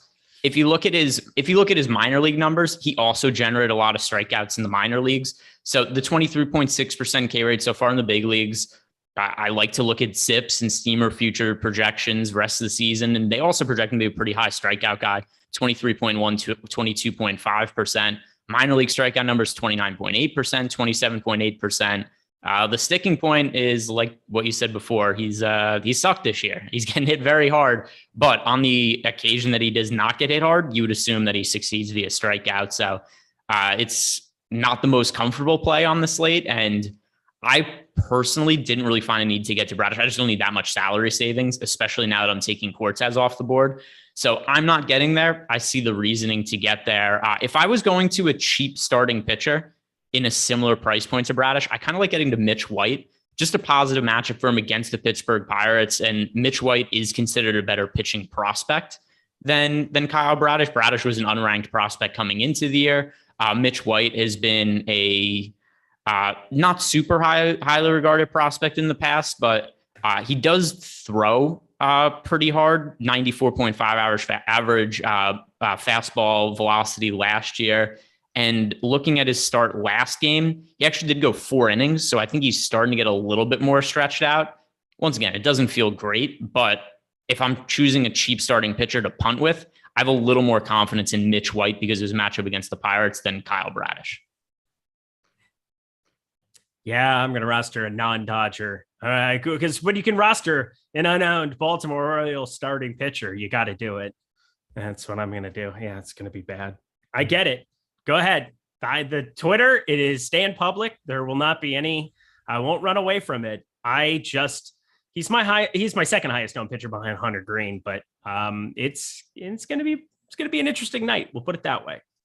You know what's fun about baseball is because so much of it is, high leverage plays or like I'm going to fade the chalk. I'm going to play this contrarian team. And then we already know going in, it's going to fail more often than not. So you're kind of setting yourself up for failure in the public eye when you're talking about baseball, but it's just kind of the nature. It's just kind of the nature of the beast. That's all right. Come at me, bro. Let's go. Yeah. Come at me, bro. Trust me, bro. I've got sources. I got sources. I got numbers. Look at them. Talking through some of the other guys on the slate, if we're looking to get contrarian at the top end, Michael Kopeck is kind of starting to become a little bit more appealing for me. Obviously, the matchup against the Toronto Blue Jays is far from ideal, but Kopeck is a really good young pitcher with really good stuff. He throws super hard. We've seen him get stretched out this year, and he's only projected for 2% ownership on DraftKings, even with the updates for the most recent weather information. Over on FanDuel, he's projected for 1% ownership. So I don't feel as good about Kopeck as I did earlier in the day with Tariq Scuba, but I'm always looking for pivots and trying to look for lower owned options to work into tournaments. And that guy was going to be Scuba for me, but it can't be Scuba once he's the second most popular pitcher on the slate. So can Kopeck fill that void in any way? Yeah, he can. I think he's a really good pitcher. He's no Kyle Bradish. Let's get that straight. I couldn't do that with a straight face. I tried. I tried my best. I love Michael Kopeck. I love this entire ball. I love this entire starting rotation, especially now that Dallas Keuchel is no longer a part of it. DFA'd. Pack your bags. See you later. But 185 expected batting average, 331 expected slugging. I mean, this is just a good real life pitcher. 24.2% K percentage, down a little bit. Well, down a lot of it from last year, 36.1%, but a lot of that out of the bullpen. You're expecting some negative regression there, but I like seeing him as a starter again. It makes me warm and fuzzy inside because that's what he was expected to be. He was one of the best pitchers in baseball, had some injuries, obviously didn't play all of 2019 or 2020. Good to see him back in action, even if I am a Twins fan, just because I like the talent. I'm going to have some shares of him, but once again, I'm just punting. I'm just absolutely punting pitching. I'm mixing in our guy Scuba for pure upside. I'll get to a little bit of Kopeck against Toronto. It's a Toronto lineup that the back half of it has not been nearly as imposing as years past. You're seeing Alejandro Kirk and Danny Jansen leading this team in batting average on the season. That's absurd to have two catchers pulling that off, but here we are. Toronto not as imposing of a spot. So I totally get why you're landing on a little bit more of him. I'm just punting. Yeah. I think I probably view Kopeck the same way that you view Bradish. Like, I'm not getting to Bradish, but I find Kopeck just at the top end, just based on talent and how good he is. Yeah. Obviously, the matchup against the Toronto Blue Jays is far from ideal, but just in the nature of trying to find some way to get different where I actually feel decent about it, it's going to be Kopeck for me at 1% ownership right now. The only other pitcher that I really think I guess two pitchers that we should really talk about, Garrett Whitlock and John Gray, both of them are going to be reasonably popular. Garrett Whitlock on FanDuel projected for 11% ownership. We've got John Gray at 15% ownership. Over on DK, Whitlock currently projected for 25% ownership. A little jarring to see 29% ownership going to John Gray. Now, between the two, I do prefer Garrett Whitlock. Which is your preferred popular cheap starting pitcher here? Yeah, I'll go Whitlock for sure. I know that the pitch count concerns were something that Terry addressed on the show this morning a little bit, where I hadn't really thought about it too much. He's up to 84. He's going to be hovering in that ballpark. He's just been so good coming from relief to starter this season. 7K, it's kind of hoping other guys fail in this range. And, that seems pretty likely when the rest of the range is Kyle Hendricks and Hunter Green, my boy, and Hyunjin Ryu and John Gray. So I think if I'm taking him or Gray, it's very obviously for me going to be Whitlock, even with those pitch counts concerns. I will say also earlier in the day, I'm going to see if it's maintaining, but I really like the over on 4.5 strikeouts for him. You can find that over on Prize Picks. That's where I play all of my action here in California, but 4.5 is the strikeout number there. I feel like the over is a really good spot, especially with a famless lineup here in Cincinnati. It is no bueno. I think we figured it out. We figured out the porn bots in YouTube chat. I think Michael McDonald has pointed it out. It's all of Eric's daddy jokes. You think it's daddy? It's your work daddy jokes where they're like, we found our place. This is where we're supposed to be. People don't understand the origination of that joke, and it is definitely Jordan's work daddy. Yeah, it's nobody likes it. Everybody makes everybody uncomfortable, and it's attracted all kinds of attention to our YouTube channel that we didn't know we were going to get. Click now. Yeah, please. Never again. Is there a way? Can I ban him, Tyler? Is there a way to time him out? I mean, Tyler, I assume is some kind of. I'm a superior blue wrench. You cannot. I think EMAC did it one time, but EMAC's also 2024 president. So yeah, I mean, there's tiers. CIA. Yeah, exactly. Tiers. There's tiers to wrenches. There's the people who are just standard YouTube people. We've got the members now, which those could be gifted. Then we've got the wrench people. And then there's EMAC, who's going to be the 2024 president. He runs the internet. So there's all different kinds of levels you can get in YouTube. Love it. I'm going to also bet Scuba's over strikeout prop. I'm going to add that to the next 5.5. Is just the best part about this whole thing is you can make fun of Greg now as much as you want, Eric, because Greg has entered the Matrix. Oh no. Okay. I'm just talking to myself. It's fine. Let me pull up his run sheet here as we talk to Stacks. We're going over to Stacks, baby. This is a one-man wrecking crew. Cringe Quish is back. Yeah, Butthole Jenkins. Good to see you, my friend. He's back. Chiles B. Oh God, the dream here. This is kind of what Josh does. Oh, Greg. I wanted to time you out, and I think my internet was like, no, we're timing you out. We don't want any part of what Eric is doing right now. Is that what happened?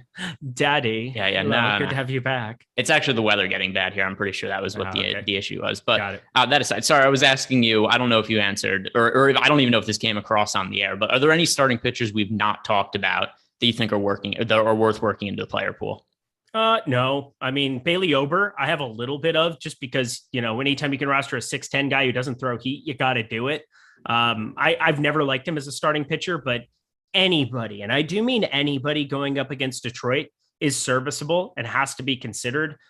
This lineup is just so bad. Something named a Cody Clemens they now have playing baseball for them. A Derek Hill batting ninth is just hilarious looking at his numbers. This lineup is so bad that Bailey Ober, you got to land on a couple in 150. He's not a priority for me whatsoever. And in like a 20 max, I think he's in 1 of 20 for me, but I'm telling you, he's just very unappealing on most slates, but against Detroit, anybody's appealing, especially righties.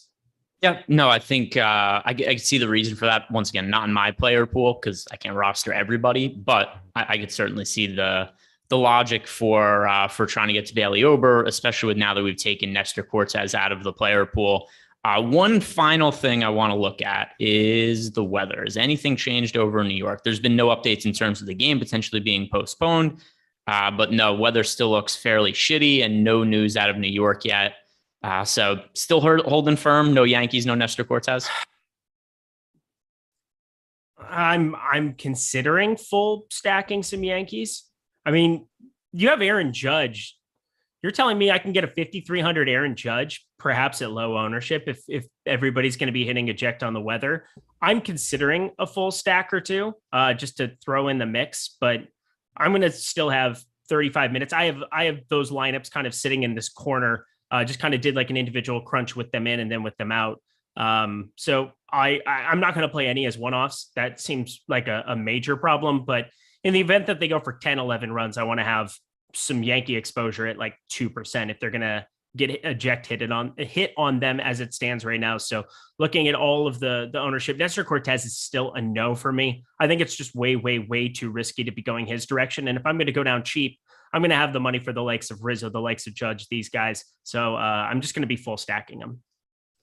Yeah, it's still a no for me. I'm leaving it off, especially as I look outside and the weather gets darker. The most reliable source of weather you could get is being somewhat close to a ballpark and looking out the window. And that's what I'm doing right now. I'm using the window test, and I'm like, this doesn't look quite ideal. The wind's starting to pick up. The clouds are getting really dark. So that's where there's no windows there, Eric. You're looking at a wall. So that's, to me, I'm going to leave it out of my player pool for the time being. If anything changes, I'll update you guys. But for now, I'm at least not planning it.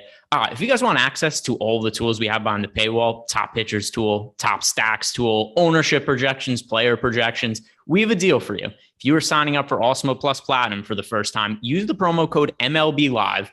It'll get you 50% off your first month of Awesemo Plus Platinum. Get access to all the MLB tools, NBA finals. We've got the NBA winding down, and of course, all the other DFS sports that are out there, tennis, soccer, things I've never heard of, etc. We've got it all covered. Stop guessing, start winning. Join Awesemo Plus today. Ready to talk about some stacks here, Eric? Yeah, buddy. All right, stack time. So as of right now, if you could only roster one team on the entire slate, which stack would you go with? I have an answer already ready to go. Oh, I mean, I hope that it's the Los Angeles Dodgers. No, sir. Don't say like Detroit or Cincinnati or something ridiculous like that. I mean, if I had to guess what you're going to do, is it going to be the Baltimore Orioles? No, it's the Milwaukee Brewers. Kyle Hendricks. Got it. Yeah. Kyle Hendricks has been so bad this year, and I don't think there's been a single slate where an offense going up against him has been popular. These numbers are alarmingly bad for Kyle Hendricks. And I don't see anything that looks redeemable in his underlying stats at all. He has a 5.2 ERA, a 5.43 expected ERA. His fastball velocity is all the way down to 87.2 miles per hour. His ground ball rate is a career low 36.5%. His home run and fly ball rate is up to 15.5%. Strikeout rate, a career low 15.7%. Walk rate, a career high 7.8%. Any kind of the numbers you would look at for success in a pitcher, he fails at every single one of them. Like career worst strikeout rate, career worst walk rate, declining velocity, declining ground ball rate. There are so many red flags here with Kyle Hendricks. I tend to think he is totally washed, and I don't think people are quite caught up to that fact yet. So I really like getting to the Brewers today. In addition, the Brewers are pretty cheap. Like this is not an expensive offense to stack at all. I know there's been slates recently where they've been popular. This doesn't look like it's going to be one of them. They're projected for 8% ownership over on DraftKings right now. FanDuel as a team, we've got the Brewers sitting at, let's see, where are they at now? 6.7%.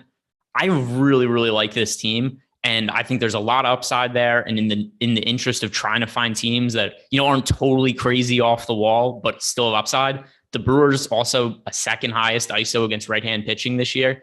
I think they're being slept on to not be a chalk option. I'm with you. I like this entire game. We talked about it a little bit this morning where thought both sides of it were going a little bit underappreciated, if you will. You've got a 29-year-old guy making his debut on the other side. The whole huge difference is just winds blowing in as opposed to wind blowing out, and it's gotten cool immediately there in Chicago. But it doesn't change my perspective of how I look at Kyle Hendricks, and that is not as a good major league pitcher at this stage in his career. Never really been my favorite guy to get to ever. I always remember opening day, was it last year or 2 years ago, when he just mowed down everybody and had like a complete game shutout. It was the most frustrating day of baseball maybe ever, but he's just not a good pitcher. He has flashes from time to time, but so does just about everybody else who's a mid-level MLB pitcher. And that's what he was once upon a time. He is not that guy anymore. So I really do not mind the Milwaukee shout out. The match today, we just had a random poll. Is this today? Yeah, it started like half an hour ago, or the coverage started at like 3:05, but then they probably haven't teed off yet. Do you give a shit about this? I mean, it's at the Wynn. I played that golf course a couple of times. They played the Brooks Koepka, Bryson DeChambeau match there. It's the most overpriced golf course in America. Sorry. Do you care about the match though? No, not really. Yeah, neither do I. It's, and I care about the shit talking. I want all the blurbs on Instagram of like, oh yeah, good luck this year without Devontae Adams, Aaron. Like, have fun. Yeah, you know who I want to watch play golf if I'm watching golf? The professional golfers. Like, I don't want to watch. I mean, it's the same reason I don't want to watch Tom Brady and Aaron Rodgers. I don't want to watch them play baseball. I don't want to watch them play tennis. I want to watch them play football. I mean, there's a lot of shitty football games, so depending on who the opponent is, but like, I don't have an interest in watching athletes play other sports that are not their sport. I want to watch them play their sport. Yep, with you. Anyway, I was just kind of thrown off because I saw that poll come up in the chat. Like, what the hell is this? I voted tie, so I think they tie the first hole. It's not that hard of a golf hole. It seems like one they're just both going to par. These are two very bad sets of golfers. Yeah, maybe. I don't know how good they are. They're good at football. I don't think that does anything for this though. Mahomes can bomb it. Can he? He's definitely the guy who can hit it the furthest out of all of them. He had a couple of 340-yard drives in Tahoe. Like, what was it last year that he played? Yeah, it would have been this last year in Tahoe. Sorry, Tahoe. You're going down a road. You're going to be saying "daddy" in 5 seconds. Let's listen. I can feel. I can see I could feel the inflection in your voice changing. I know what comes next. We've done a lot of these shows together. Anyway, I hate that I'm that predictable. It's really bad. I don't need to watch Tom Brady play golf any more than I need to watch him eat hot dogs. Let's get back to the stack. So I gave my answer. I said my number one stack, if I'm playing single entry, I can only roster one team. And also this is relative to ownership. I'm bringing it up also. This isn't just which team you think is going to score the most runs. It's everything encapsulated. And both on FanDuel and DraftKings, like I said, we're getting modest ownership on the Milwaukee Brewers. The reason I wouldn't answer the Dodgers there, even though I think they rightfully have the top stack odds, they are projected for 22.4% ownership as a team over on FanDuel. So that's quite popular. Over on DraftKings, they're also projected to be the most popular team on the slate at 17.4% projected ownership. But what is your answer? You're only stacking one team today. Who are you picking? Well, I mean, I thought you were going the Dodger route just because, I don't know, you get the expensive bats at the top end. But now Edwin Rio's not in the lineup. It's just pain and suffering. I don't even know what do I do with my sadness. I don't know what to do. I don't get a free home run today. That's a bummer.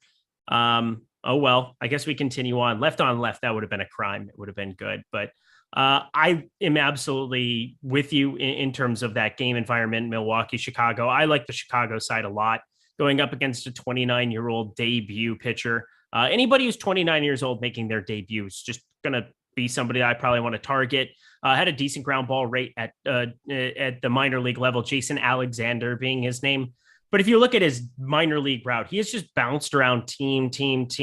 This season, he's had a 1.09 whip with the Nashville Sounds. He was with the Jacksonville Jumbo Shrimp last year in the AAA level. Oh, God, these names are just incredible. 4 games started, 1.02 whip. Seems like he's decent enough, but you just never know. 29 years old, nobody's rostering the Cubs. So I think I'll be the one to probably pull the trigger on that. The Dodgers, though, I think if I just had one stack that I thought I needed to roster to win today, I'd probably still go to them. There's ways to put this stack together and have it be efficient, but now you're starting to see on sites like FanDuel, even Chris Taylor batting 5th, Austin Barnes batting 7th. I know it seems like a random guy to finally be up in the order because you just never, unless it's Will Smith at the catcher position. Austin Barnes is almost 9th, but he has decent enough expected slugging, 472 with a 44.2% hard hit percentage this season. He just doesn't get a whole lot of opportunities catching behind Will Smith. So Austin Barnes, I'm even mixing in on a FanDuel slate, and that's giving me a little bit lower aggregate for my Dodgers stack. So not very often you're going to give him a shout out on any show, but there you go. Austin Barnes, even viable for me on FanDuel. I'm going to bring up something when it comes to the Cubs because, low ownership going to them right now, going up against an unknown pitcher and Jason Alexander, as has been brought up in the YouTube chat by El Cuatro Loco, George Costanza. Yes, George Costanza, also played by Jason Alexander. There you go. The reason I know it's a different guy, though, is because he's a lefty. George is a righty. Other than that, I wouldn't be able to know the difference. The other day, Aaron Ashby, somehow we ended up, the Cubs were massive chalk against Aaron Ashby. How are the Cubs chalk against Aaron Ashby, but not against Jason Alexander? Make it make sense. I can't make it make sense. I mean, the wind's now blowing in, but yeah, no, I'm definitely going to roster Cubs. And like, I can't even, and I'm not even saying that I think that the Cubs should be popular today. That's not the point. They should have been popular the other day. And that was probably the most confusing ownership I've seen all year, because I thought Ashby was going to end up being chalk. And instead Ashby ends up being contrarian and the Cubs ended up being chalk on that slate. So totally backwards relative to what I expected. But I think maybe we should have known something was up when everybody in YouTube chat wanted to play the Cubs as a stack. Oh, yeah. We were kind of confused. Well, I had 65% of Ashby, so he was my favorite pitcher. Yeah. I mean, I had the alternate lines that day and we were texting about it. I was like, it would be cool because he started off really hot with strikeouts. I was like, it would be cool if he gets to 8 strikeouts and it's all of his alternate lines. And he did it through like 3 innings. He'd already struck out everybody and hit all of his alt prop lines. But yeah, for this slate, I agree with you. I think there is some reason to consider them against a total unknown in Jason Alexander. Let me let's look at some of his minor league stats. Jason Alexander in the minor leagues, actually really, really good minor league numbers. Not favorable. Hockey freak Sean, I'm laughing at you for laughing at me about Contreras hitting a dong. I loved Contreras yesterday. What are we talking about? He was plus 210 to hit a home run. He was my favorite guy. He was 8%. He was a smash. Eric Lauer, fly ball pitcher. Get off my lawn, kids.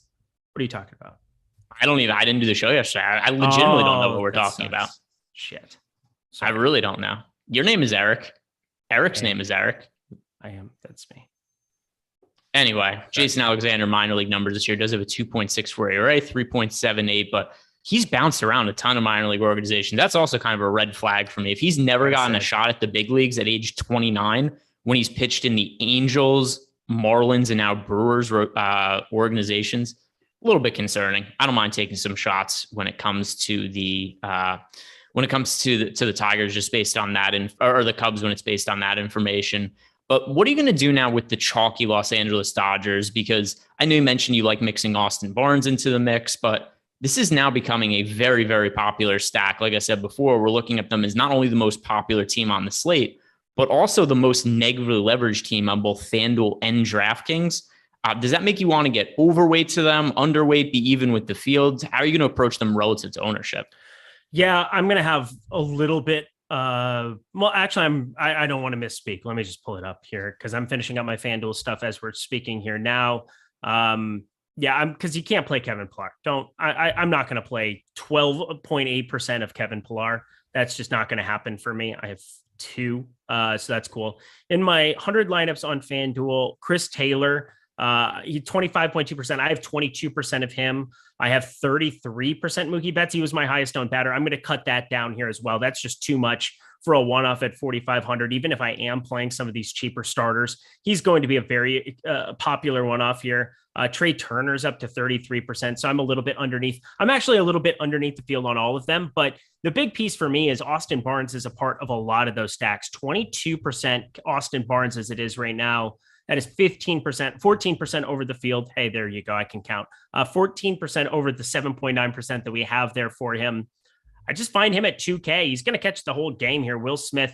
And it's been interesting watching these first 2 innings of these Dodger games. You've now had back-to-back outings where Will Smith, I don't think it's necessarily his fault, but he didn't really call a very good first 2 innings for either Walker Buehler or for Julio Urias yesterday. It was really problematic. And I'd say Austin Barnes, I mean, he's 2K catcher. It's in the best offense in baseball who's coming in under 10%.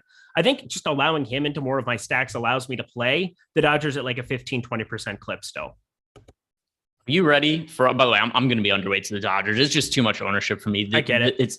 It's how I play MLB DFS. It's never a team that I'm going to end up being even close to the field on when it's the most negatively leveraged team in our top stacks tool. And just that popular, 22% on FanDuel, 17.5% on DraftKings.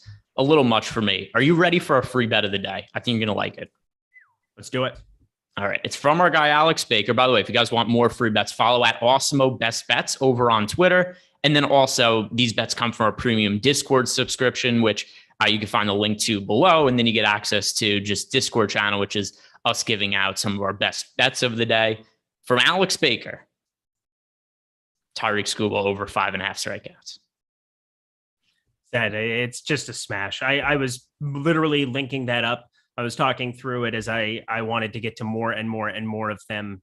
Like these strikeout props today are just fantastic. He loves that one. Kyle Bradish is at 4. Yeah, you bet I'm clicking over 4 strikeouts for Kyle Bradish. I'm going to put my money where my mouth is, quite literally there. Looking at the rest of the board, get all the Tariq Scuba that you possibly can at 5.5. That's just way too low. He's actually off of the Prize Picks board now. Oh, nope. He's up to 6 there. That's a bummer.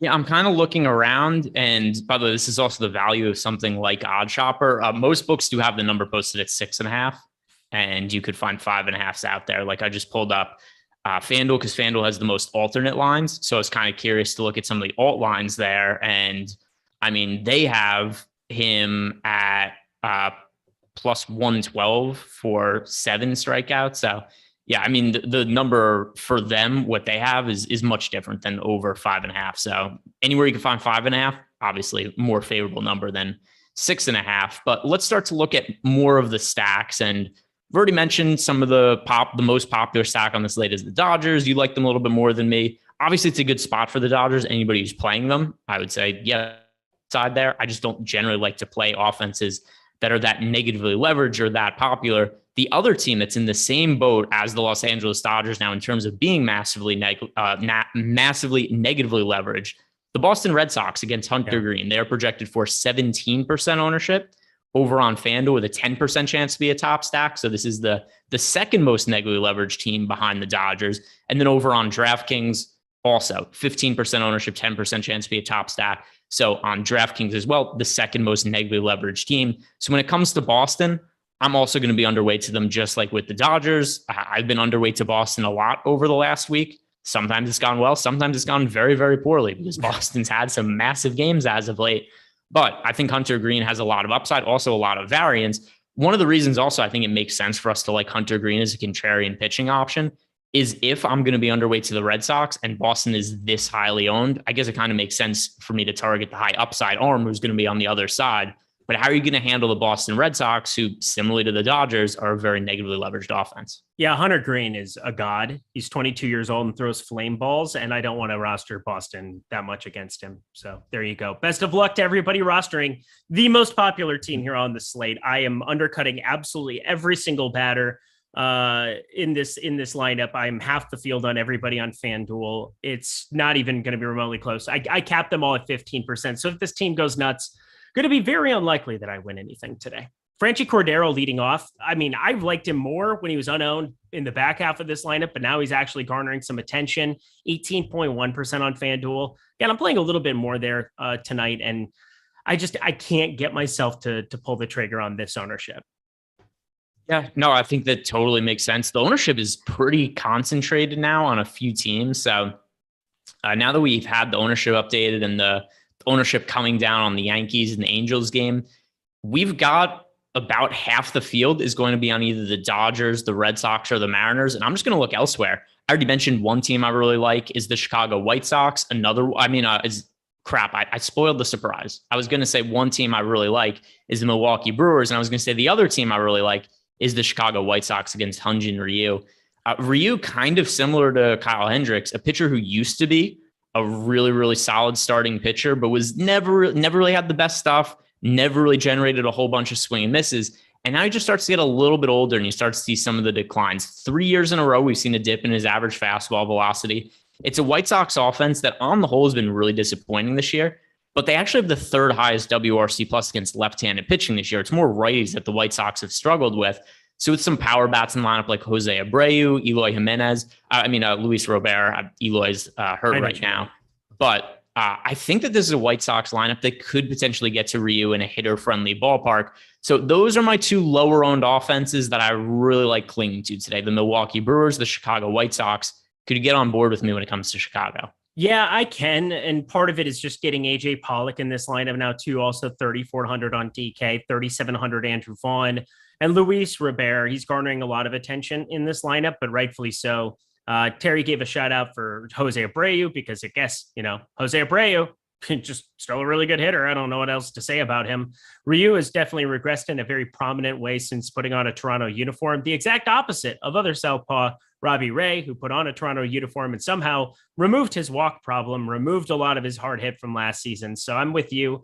I think we're looking at this White Sox team being a little bit more viable. I'm not going completely berserk with them. I'm playing just a lot of Baltimore, hoping that they can get after Robbie Ray. That seems to be my cheap team du jour for DraftKings purposes and FanDuel purposes, but no doubt about it, White Sox are in the pool. All right. So since we've got about 10 minutes until the Yankees game locks, I'm going to pull up the Bronx weather and see what it's looking like. I've got the old trusty weather app on my phone. Bronx weather. Oh, just this look is not outside, looking good. Greg. Look outside, Greg. I am looking outside. It looks less than ideal, but I've got the weather app too here. And this is no good. Chance of rain is now up to 100%. Seems like a lot. It does seem like a lot. So I feel the odds of this game playing are now considerably lower than even what we thought before. I'd said I was already taking out of my player pool. You had said you were kind of considering building some Yankees stacks.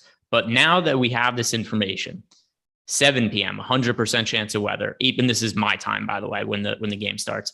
8 p.m., 100% chance of rain. Then there's a very slight window of about an hour where there's no rain. And then we go right back to 60, 90, 80% chance of rain until about midnight. I don't feel comfortable having this game in my player pool at all. Nope, I'm with you. I'm taking it back out. I'm doing all the necessary things. I just had a couple stacks.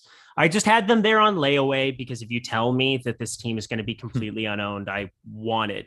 Especially because bats. I mean, if there's an hour delay, I can't imagine though that they're going to slow this game down and then they're just not going to put them. I'm going back and forth. I don't know. I mean, it's so annoying. I'm not going to do it. I'm not going to do it. So the weather's annoying for a couple of reasons in baseball. Number one, obviously, there's no way to control it. It's a factor out of our control. And even it's not like weathermen are totally accurate. But when I see 100% chance of rain, I go, that's a hell of a lot of confidence. Like this isn't like a 60 or 70% chance of like we're looking at 100% chance of rain. It has to rain, in my opinion. And then, like I said, there's an hour window, and then we've got the rain going again until midnight. It looks like if they play this game, I mean, it's not finishing until like 1 or 2 in the morning. Just play it a different day. Just play it a different day. Green check mark. The rain chances are literally equal to Eric's Embiid ownership. You guys remember everything. You guys are like Ravens. Like Ravens remember everything, don't they? I don't know. I didn't know they had good memories. I think they do. I think they can remember people. Maybe I just made that up because of Game of Thrones, but I think they can. I mean, I do know that there was an experiment with how animals respond to death. And there was this person who owned a bunch of ravens and found a dead raven, and they had the person carrying the dead raven. And that person then would get attacked by the ravens whenever he was around them. They never trusted him again. So I guess they do have a good memory. At the very least, they understand death. So that was an experiment I read about one time. That aside, let's get back to talking about, we've got a few minutes left here, and then we're going to wrap up because the slate is going to start. But what other stacks are you getting to that are important parts of your build we have not yet talked about? Let me pull up my FanDuel stuff here too, because again, I've been talking about, I'm playing a little bit more there and people have been saying, oh, talk more about FanDuel. Well, then I will play over there and I will talk more about that. I have no problem with it. Dodgers are massively popular on FanDuel today. Negative 10% leverage. I think DK is kind of where I'm looking at playing them a little bit more, where it's pretty flat and the Red Sox are still popular on both sites. But I think as it stands right now, Baltimore still going to be a team that I'm aggressively trying to make a thing today because of how much against Robbie Ray I am. So it's almost like wishful thinking to a certain extent. Don't want to be picking on our boy Scuba that much with the Twins. Thought I would be getting to more of them considering there's positive leverage to be had, but it's not happening. Toronto, just a tiny bit, but I'm surprised that they have 6% ownership share against Michael Kopeck because it's a really good starting pitcher. I think the main guy to be talking about is Jeffrey Springs. We haven't brought him up at all. He was garnering a lot of attention earlier in the day, and I think taking some Tampa Bay on the other side is a path that I've just kind of fallen on a little bit more. I thought he was going to be more popular than he ended up being. He's at 22.6% as an SP2. That's negative leverage to be had with Jeffrey Springs. I get it. He's been good so far this year, but for FanDuel purposes especially, I just find myself rostering quite a bit of Tampa Bay Rays. Yeah, so I think one other thing when it also comes to Tampa, what is the ownership of John Gray now at? Let me refresh this. Because like I said before, John Gray was shockingly popular. And we have another ownership update for the weather. Cortez is down to 7% ownership on DraftKings. John Gray up to 28%. Over on FanDuel, John Gray up to 15%. So he's the third most popular pitcher on the slate today behind Robbie Ray and Tariq Scuba.